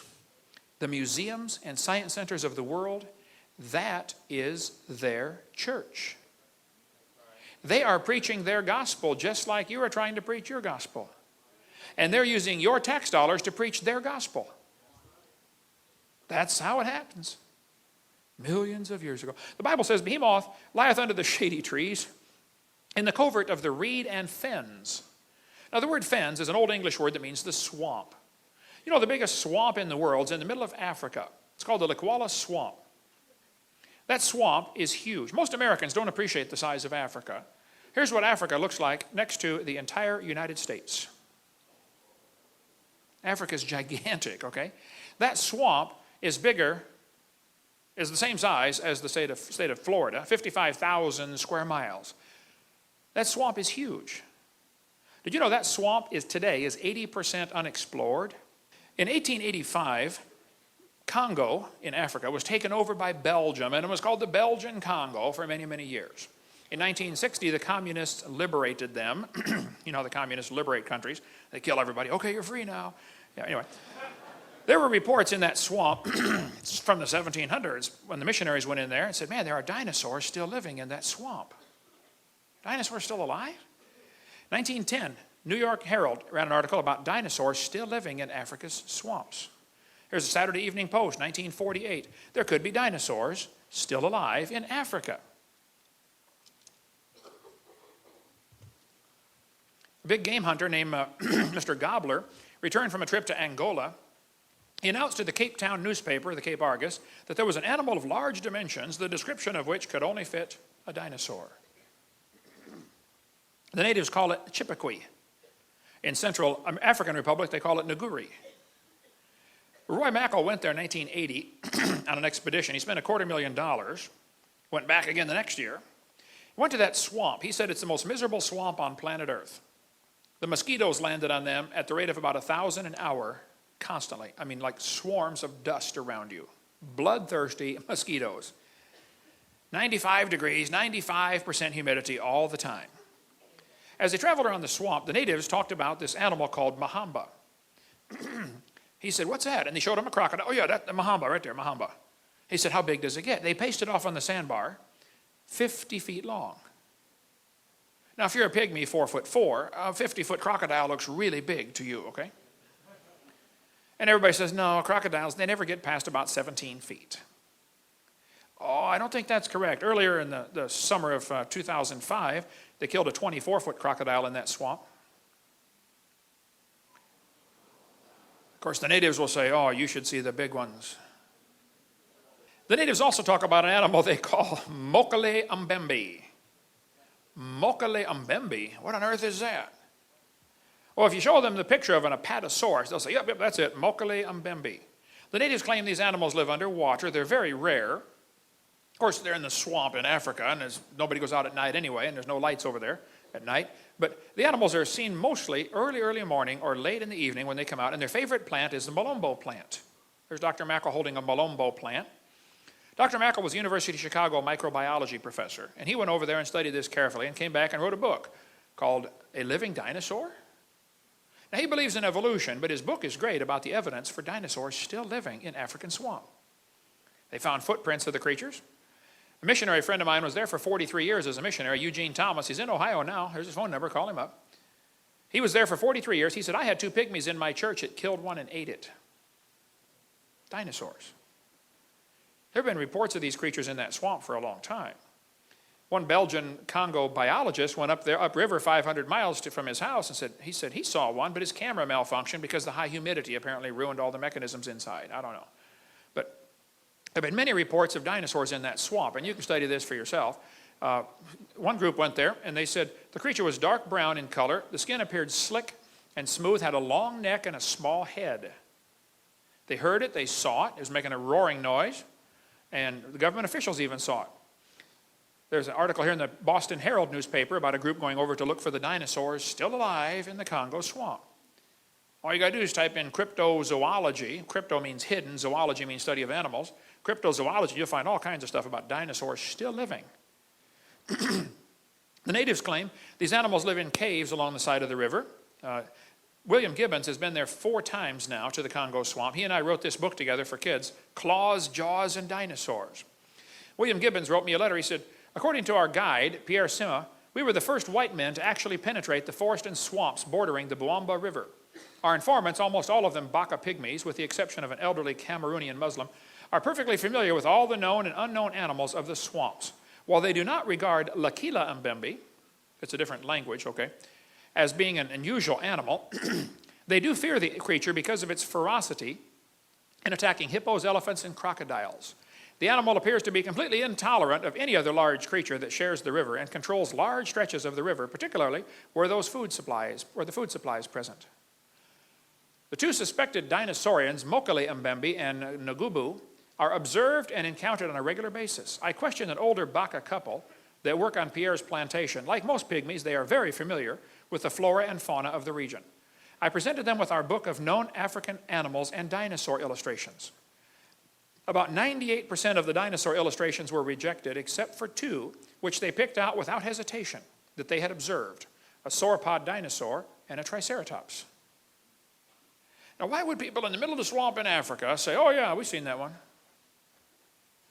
Missionary Cal Bombay was there for years in Kenya. He said he and his wife saw one of these creatures, but the plates on the back were bigger, more like a stegosaurus. Down in South America, they've got the Amazon jungle, which is huge. In 1907, the British Army sent Colonel Fawcett to mark the boundary between Brazil and Peru. He was an officer in the Royal Engineers and was known as a meticulous recorder of facts. In the Beni swamps, he said he saw what he believed to be a diplodocus. The natives and the tribes around there say, oh yeah, that animal still lives out here in the swamp. Colonel Fawcett's son made sketches of the footprints. In 1883, Scientific American ran this article before they got committed to evolution. An article like this would never make it in Scientific American today, because now they're dedicated to preserving the theory. But they said the Brazilian minister at La Paz, Bolivia, had remitted to the Minister of Foreign Affairs in Rio photographs of drawings of an extraordinary saurian killed on the Beni after receiving 36 balls. By order of the president, the dried body, which had been preserved and was sent to La Paz. It was 12 meters long, 39 feet, from snout to point. It had scale armor. The neck is long, the belly large and almost dragging the ground. Professor Gilvetti examined the beast, said it's a member of a lost species. The Indians in that region make small earthen vessels in the same shape, probably copied from nature. Dinosaurs? Vaughn Goff called me 3 days ago, as I was driving up here to Indiana. He said, yeah, the natives in his area talk about a lizard that's 30 feet long, 5 feet tall, makes a thundering noise to startle its prey. The native Waiwai Indians call it Uru Feri, and they are terrified of this creature. Here's his email, vaughn@goffministries.org. Email him. They talk about dinosaurs still in the swamp down there. Here's a giant snake that was killed several years ago, 35-foot snake. It had eaten a man who fell asleep on the job. Stay awake on the job, fellas, okay? This snake was reported in Indonesia being 49 feet long. I don't know if it's true or not, but I mean, people might have exaggerated, but that's the reports of a giant snake down there. Colonel Fawcett said he killed a 62-foot anaconda snake. And the natives were terrified. They said, Colonel, if there's one, there's going to be another one.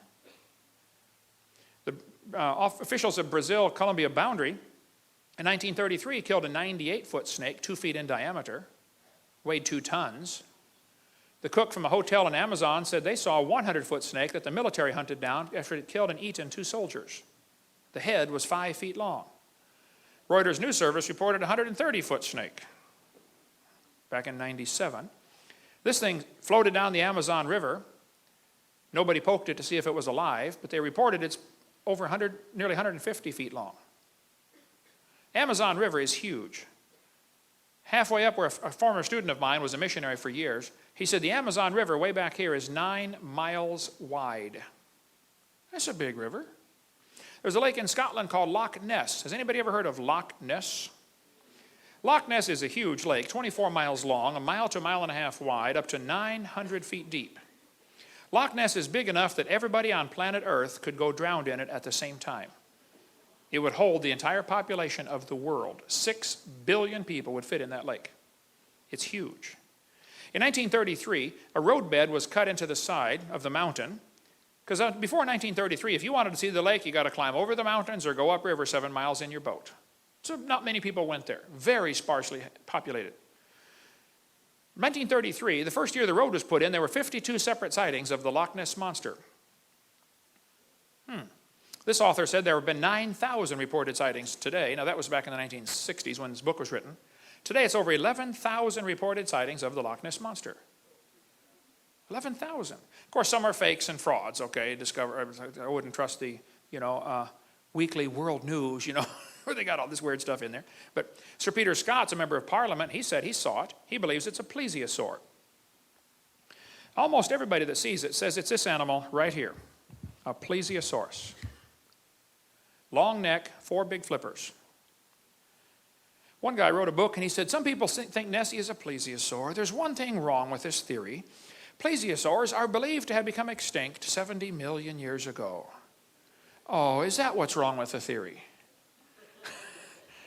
I think this evolution theory has got to be the biggest hindrance to scientific research there's ever been. Okay? You look at the facts, forget your theories, look at the facts and come up with your conclusions. Okay? Arthur Grant nearly ran into Nessie on his motorcycle one night. He said, I had a splendid view of the object. In fact, I almost struck it with my motorcycle. It had a long neck, large oval-shaped eyes on top of a small head. The tail would be 5 to 6 feet long. He describes it, 15 to 20 feet long altogether. He said, knowing something of natural history, he was a veterinarian student, okay? He said, I've never seen anything like it in my life. Here's the sketch he drew of what he nearly ran over on his motorcycle. A 20-foot-long plesiosaur. Alexander Campbell was the game warden for Loch Ness for 47 years. He said he saw it 18 times. There's the sketch he drew of it. Many people have tried to catch the Loch Ness Monster. They've used everything you can imagine for bait, and some things you could not imagine. So far, nobody's caught it. I mean, the lake is huge. But there have been many, many sketches drawn. One family said they saw it with a sheep in its mouth. One guy got a picture of the hump sticking out of the water. The neck is over on the far right. Then Reader's Digest, of course, they crop everything down. They cut the neck off when they publish their picture, the crop picture. But McLeod said he watched it for 9 minutes through binoculars and made 4 sketches of it, of what he saw. McLeod said, I think the monster looks like this. All you got to do is, watch TV programs once in a while where they talk about the Loch Ness Monster. There are thousands of people who will go on record and say, I have seen it. World Book Encyclopedia paid to have a submarine taken over there from South Carolina, the mini sub. The guy went down in the water and said, that water is so black, I can't even see the front of my own boat.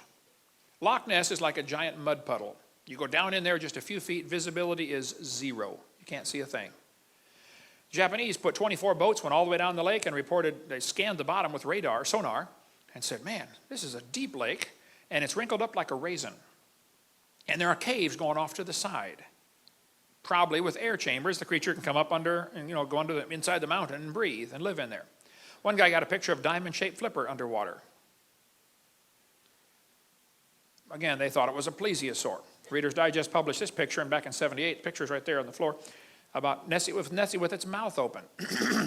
We can go all day about Loch Ness Monster, but they said this photograph was a fake, and it probably was, but I don't know. It's interesting, they waited till the last guy involved died to announce it's a fake.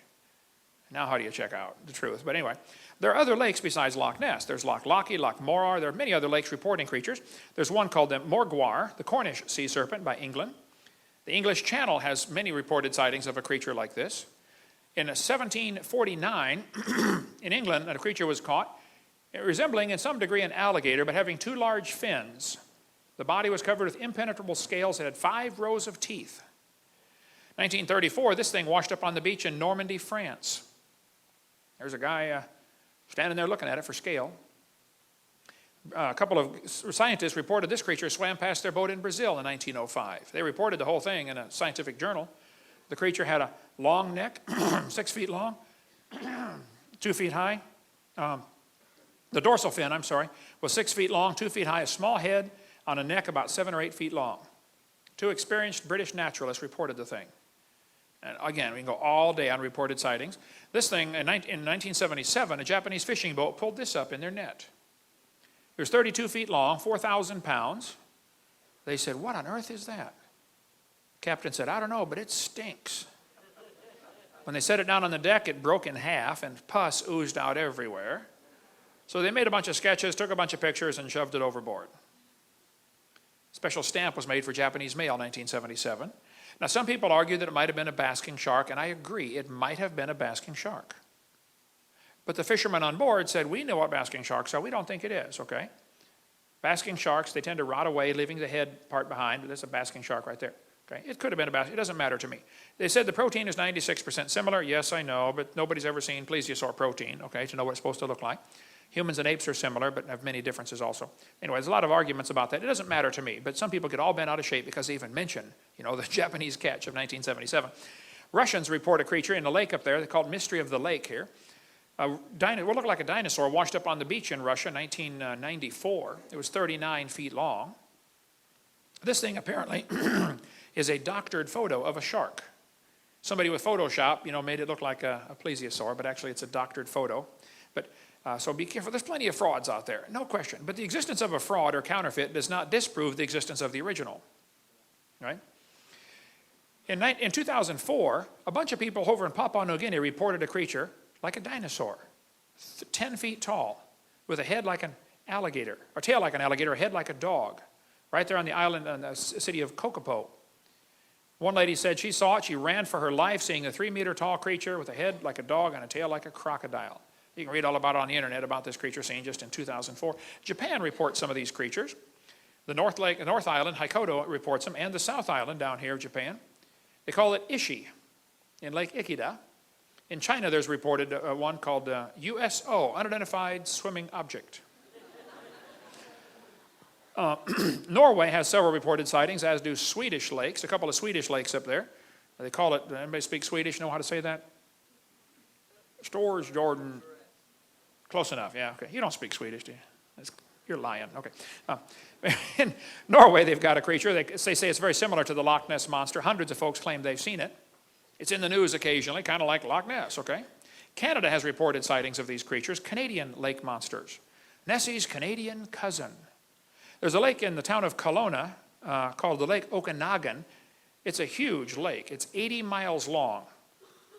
I've been up there twice to speak in the town of Kelowna.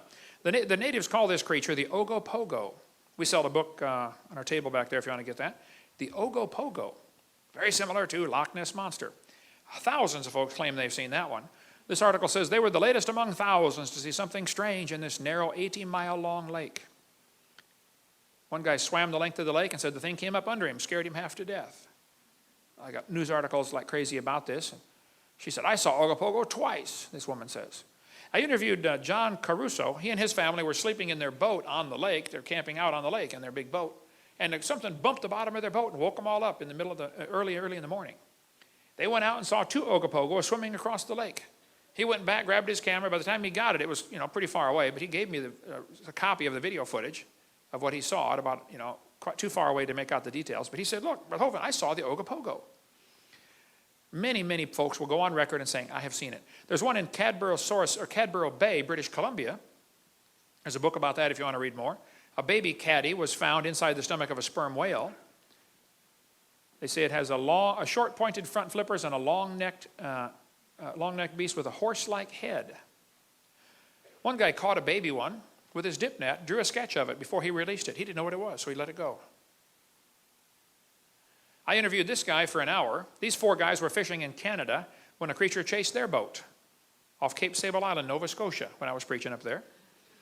It happened in 1992 when I met him. He said he was 67 when this happened. He'd been fishing out there since he was 5. He said this 40 to 50 foot long creature chased their boat for 1 to 2 miles. He said the neck was 2 feet thick and 8 to 9 feet long. It had 9-inch diameter eyes. He said they were 6 miles south of Cape Sable Island. He said, "I don't want to see it again." That's what he told me. This thing washed up on the beach in Newfoundland. Sometimes big blobs wash up. Sometimes it is whale skin, actually. The whale dies, gets eaten, and the layer of blubber, washes up. Sometimes it's a basking shark. Parker Cove, this thing washed up in Parker Cove, Canada. I talked to many folks who said they saw it. A lot of people went and analyzed it. I don't think it's ever positively determined what it is. It might have been a basking shark, but nobody knows positively. But it's gone. People cut pieces off it. The vertebrae do tend to look like shark vertebrae instead of any other kind. It's just interesting. The stuff like this washes up on the beach. But we sell a book called Monster about North American lake monsters. Lake monsters and sea serpents. A good book by Lauren Coleman, who is a cryptozoologist, but also an evolutionist, okay? I interviewed Jacques Boisvet for 3 hours. He collects sightings of the Lake Memphremagog creature between Vermont and Quebec, Canada. Hundreds of folks claim they've seen something in this lake up there in Lake Memphremagog. Creature's been seen in the Potomac River. There's a book about the great New England sea serpent. There's an island off Connecticut and Rhode Island called Block Island, where many folks claim they've seen creatures swimming around out there. They call it the Block Ness Monster.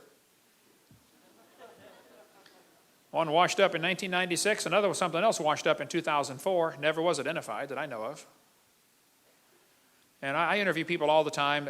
Lake Erie's apparently got one. Erie's Bessie matches Nessie. They say it's 35 feet long, has a snake-like head. It's in the newspaper once in a while about Lake Erie's monster. Okay, you can read all that for yourself. But a dead baby creature was found on the beach of Lake Erie. A guy took it home, stuffed it, and mounted it. He's a taxidermist. He said, "You tell me what it is." I don't know. Dr. Ball bought it. It's in his museum in Texas. It's never been identified. They're not sure what. It may be a fake. Nobody knows, but very interesting little critter. I interviewed the sheriff who saw that one of the first guys to see the Scituate Harbor monster, 50 feet long when it washed up on the beach. Everybody started cutting pieces off. By the time they got the photo taken, it was pretty butchered up. Some people argued it's a basking shark. Others said it's a real sea serpent. The health department said, "We don't care. It stinks. We're getting it out of here." And so they blew it up with dynamite. California, 1925. This critter washed up on the beach. That's the head. Here's the neck going down to the right. Just the neck was 20 feet long. Well, everybody that examined it said it was a plesiosaurus. 20-foot neck. One atheist wrote me a letter and said, "Hovind, you're so stupid." He said, "Don't you know that was a whale?" I said, "Now just exactly where is the neck on a whale?" "Ought to be between the head and the flippers." He said, "It's a rare form of Bard's beaked whale." Oh, it's pretty rare, all right, with a 20-foot neck. Duh. The people who saw it said it's a plesiosaurus. Why is that so hard to believe? You know why people resist explanations like that? It goes against their theory. They like the evolution theory because it gives them freedom from God. That's why they like that theory. And we could spend all day on cryptozoology stuff. I have studied this for years and love. I've interviewed now 100 people that claim they've seen a living dinosaur. In New York, 1969, the harbor police chased something much bigger than a whale upriver. Never did catch it. Could have been a zeuglodon or a basilosaurus, I don't know. But the White River monster in Newport, Arkansas has been reported many times. Up until 1973, it apparently disappeared. Arkansas Senate passed a resolution that said it's unlawful to molest, kill, or trample the White River monster. Off the coast of Jupiter, Florida, something's been seen similar to a dinosaur swimming in the ocean out there. You can read the articles for yourself. A lot of this stuff's on my website, Dr. Dino. You can read all about this. There's a lake between New York and Vermont called Lake Champlain, where many people claim they've seen the Lake Champlain monster. I interviewed Sandy that took this picture. I said, "Sandy, do you think you saw a dinosaur?" She said, "No, I know I saw a dinosaur." She and her husband and 2 kids watched it for 10 minutes. 58 people on the Ethan Allen, which capsized earlier a couple months ago, some people think they all ran to one side to see something and flipped the boat over. I don't know, maybe it's just too many Twinkies, but the captain on board back in 1898 said, if you think what I saw was a fish, it weighed 3,000 to 5,000 pounds. The Bible talks about the dragons of the waters. He shall slay the dragon that is in the sea. In Pensacola, where I live, 4 or 5 teenagers went scuba diving back in 1962. One survived the trip. Here's what he said. They were going out to the sunken ship in the Pensacola harbor called the Massachusetts, and here's what he said. I've got tons of stuff on this. He said, "We were in an Air Force rescue raft bound for a sunken ship a few miles off the coast. Midway out, we were caught in a storm and dragged out to sea. When the storm cleared, we were in a dense fog. We began to hear strange noises like the splashing of a porpoise and a sickening odor like dead fish. The noise got closer to the raft, and I heard a loud hissing sound. Out in the fog, we saw what looked like a long pole about 10 feet high sticking up out of the water. On top was a bulb-like structure. It bent in the middle and went under. It appeared several more times, getting closer to the raft. The silence was broken once again by something out of the fog. I can only describe it as a high-pitched whine. We panicked. All 5 of us put on our fins and went into the water. "Keep together and try for the ship," I yelled. After we got in the water, we got split up in the fog, and from behind I could hear the screams of my comrades, one by one. I got a closer look at the thing just before my last friend went under. The neck was about 12 feet long, brownish green and smooth looking. The head was like a sea turtle, except more elongated. The eyes were green with oval pupils. I don't know how long it was before I heard a scream. It lasted maybe half a minute. Then I heard Warren's call, "Hey, help me, it's got Brad. I've got to get out of here." His voice was cut off abruptly by a short cry. "Brad, Warren, hey, where is everybody?" I yelled back at the top of my lungs. Larry now swam with Eric and me. Warren and Brad were nowhere in sight. Right next to Eric, that telephone pole-like figure broke water. I could see the long neck and 2 small eyes. The mouth opened and it bent over. It dove on top of Eric, dragging him under. I screamed and began to swim past the ship. My insides were shaking uncontrollably. He drew a sketch of the thing that killed his friends. He said, "I finally made it to the top of the ship and stayed there most of the night. Next morning I swam to shore, was found by the rescue unit." That's the sketch Brian McCleary drew of what he saw that killed his 4 friends. I was speaking in Fort Walton Beach, Florida one time, and Valerie Bill came to me and said, "Mr. Hovind, my stepson Larry Bill was one of the kids who was eaten. That story you are telling is correct." But the Pensacola News Journal said, after they interviewed him, they said, "This is a beach town. You know, people come here to go swimming. We're not going to report that your friends got eaten by a dinosaur. We're going to report that they drowned." So that's what the newspaper said. 4 teenagers drowned. Panama City, there's something seen there similar. Youth director at a Lutheran church told me his whole youth group was in the van and they saw a creature like that in Panama City Harbor. There have been many reports of dinosaurs still living. There could be some pterodactyls still alive.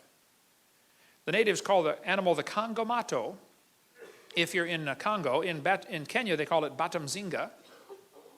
Steve Ramondi was on the Kenya Olympic running team. He called me and said, he was going to school in Louisiana. He said, "Mr. Hovind, I saw those creatures." He said, "We've got them in my village in Kenya." He said, "Their favorite food is decaying human flesh. They dig up graves and eat the bodies."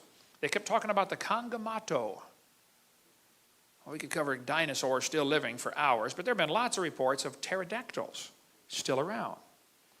I get calls about this from people all the time, about pterodactyls being seen in Papua New Guinea or in Indonesia or in Venezuela. Wish we had time to cover all that, about all these pterodactyl sightings. Dave Wetzel went there and said, "Man, the natives kept talking about this flying ropin that glows in the dark over in Papua New Guinea." It lives on the island right there. So what's the point? You say, "Brother Hovind, who cares?" Yeah, I think there might be some dinosaurs still alive. And I think we have really been lied to about the dinosaurs.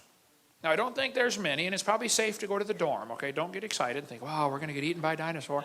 No, it's not that way. The hallway will be clear tonight, I assure you, okay? But the Indians had a legend called the Thunderbird. They said a giant bird got hit by lightning. When they found it 3 days later, the buzzards had picked the bones clean, but they said the wingspan was 20 feet and had a bony bump on the back of its head. The Indian prayer sticks, to this day, have the head of a pterodactyl on them.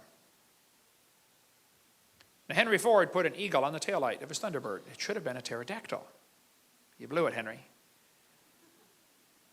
French explorers Jacques Marquette and Joliet stopped near what now is the town of St. Louis and reported they saw a big ugly bird painted on the cliff on the other side in Alton, Illinois. The Indians said, "Oh, that's a Piasaw bird. A great chief killed him years ago." They painted the picture up there for years. They finally put a big metal plaque. There's me down below it for scale. They took it down for fear the plaque would fall. I guess they just recently put it back up. I don't know. But if you go to Alton, Illinois, you'll see Piasaw, Piasaw Dairy Queen. It's pretty famous over there, whatever the Piasaw bird was. Okay. And we talk a lot about that. People say, "Well, Brother Hovind, why do you speak about dinosaurs?" Well, for one thing, Satan's using them to teach his gospel. It's time Christians, put up a defense. Christians are confused where they fit in. They are a great evangelistic tool. Kids will gather around you like crazy when you get dinosaurs. He's the chief of the ways of God. Well, then God ought to get the glory. Now, the Bible also talks about Leviathan, but that's a whole other story. We'll cover Leviathan some other time. So basically, God made everything in 6 days. Dinosaurs lived with man. People have killed most of them. There could be a few still alive. And Christians need to quit worrying about dinosaurs and start using them for God's glory. We'll cover more on that in the next session. Well, this is Kent Hovind. It is August 31st, 1993. I'm sitting here at the Antique Quest in Winchester, New Hampshire, with Sandy Mancy. It's good to see you again, Sandy. I saw you back in '92. And Sandy is the one that saw Champ. Her picture appears on the cover of the book by Joseph Zarzinski. This took place. Why don't you tell us when it was and where you were and just a little bit about it? I was in Vermont, on the Vermont side, and my husband, well, we weren't married at the time, my fiance and my children, we were exploring the lake. I grew up in that area. And we were just exploring the lake, sitting there, enjoying the peace and quiet. And my husband had gone back to the car to get the camera, and while he was gone, there was a disturbance in the lake, and I looked out, and I thought perhaps there was a school of fish, and maybe a scuba diver or something, and then the head and the neck broke the surface of the water, and the head picked up in the neck and the back, and I knew it wasn't a fish. Right. Well, great. And some people said I heard somebody told you that they thought maybe it was a duck. It's about a 2,000-pound duck. A 2,000-pound duck. When we were at the church, when you came to hear me speak up in wherever that was, New Hampshire, Dublin, New Hampshire, I had all my dinosaurs on the table, and you immediately picked out this one as Champ. But you said it was a little different, what you saw. Yes, what I saw is the neck was not near as long, and the head is shaped right, like a horse head, but the neck is not near as long. Okay, now there are 3 or 4 different types of swimming dinosaurs that bones have been found of. There's the chronosaur, which has a huge neck, the plesiosaur, which you're holding, and then there's the elasmosaur. Had a shorter neck, and the head is at a right angle to the body instead of in line with the body. There may be others, of course, undiscovered yet, but get that where they can see it on the camera. I think this more. But Shorter neck. With a shorter neck. Or it could be that the neck wasn't all out of the water, too. Okay. All right, so this was back in 1977. How many other people do you know, or have you talked to that claim they have seen it also? I have spoken with probably about 6 different people who have seen it. Mm-hmm. And all of our accounts are very, very similar. So we all can't be crazy, and we all can't be telling something that maybe we didn't see. But they're all very, very similar. The shape of the head and neck, just the massive size of it. Okay, now you watched it for about how long, would you say? Probably from the time the disturbance until it went back down, maybe 8 minutes, 10 minutes. 8 to 10 minutes, okay. And you told me the last time we talked, about a year ago, that when it first came up, it was looking different directions, it was looking Yes. around? When it came up, it was facing this way, okay, to me, and when it came up out of the water. And then it looked around, and when I did take the one snapshot, it was getting fidgety. It was getting a little more movement to it, and it had turned its head to look over its back, and that's when I got the snapshot. And then it turned, and then it went down, and it started going down like this, and then it put its head down under the water. After it was completely under the water, I heard a boat coming. I heard a boat. Mm-hmm. Didn't even see the boat, but I heard it coming. It knew that boat was coming long before my sense of hearing picked it up. A lot of people that I've interviewed have told me that, like the ones in Africa, the dinosaurs in Africa, the natives claim they have very sensitive hearing, and they'll hear you coming and duck under the water. Mm-hmm. I've got missionary friends over there that say there are dinosaurs in that swamp. Absolutely. I'm sure of it. God created one. He created many. Sure. And this is something that has to be of creation. It's not something that could have come from the eel or any of that nonsense. And if God can create one, he can create many. Sure, right. Now, your picture has, as well as being on the cover of Joseph's book, has been in a number of places. It was in Time magazine, it was in July '81, I think. You were on Unsolved Mysteries, did you say this last week? Or? Unsolved Mysteries has shown 3 times. It first was in September of last year, and then Maybe it was September of on- '92. Right. Okay. And then recently, about a week or so ago, they had a rerun of it. Oh, okay. So you're a movie star now. No. Well, there are those who teach that evolution is a proven fact, that dinosaurs lived millions of years ago. I, as you know, am very different. I was a science teacher 15 years. I'm of the strong, studied opinion that a few dinosaurs are even still alive. The world isn't millions of years old. And would you say that what you saw was best described as being a dinosaur of some kind, water-dwelling? I saw a dinosaur. You felt like you were seeing a dinosaur, right? I know, not felt, I know. You know, okay. I saw a dinosaur. Now, the question comes to some people's mind, why did you only take one picture? Because I didn't want to miss anything. Busy watching it. I was busy watching. I brought the camera up, I took the one photograph, and then I put it down because I didn't want to miss anything. I was in such total awe Right. of what was happening. And I don't even know why I took the one. It was just instinct. My husband handed me the camera. He had gone after the He had camera gone anyway. after the camera to take pictures of the children. Okay, before it surfaced, or while it Right. was He didn't surfacing. even know anything was going Okay. on until he got back there. Sure. And he helped me up the banking, and he handed me the camera so to help me up the banking. And I had it, my knees gave out, I was shaking. And I went down on my knees, I picked the camera up, I took the one photograph, and then put it down. I had it both out.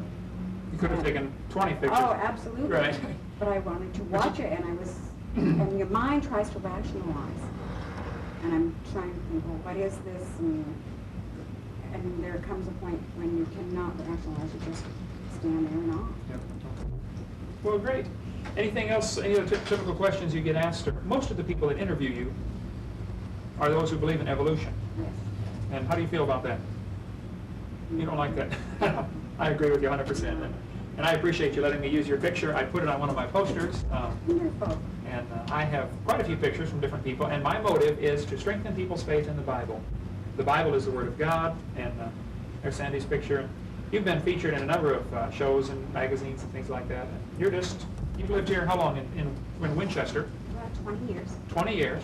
So you had no intention of trying to become a celebrity by photographing Champ. No, as a matter of fact, I really didn't even want to publish. I kept it a secret for 2 years. And then I made them keep it in the scientific world.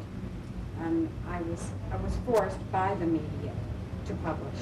Mhm. Because they were calling, well, if this exists, why haven't we seen it? And Sure, right.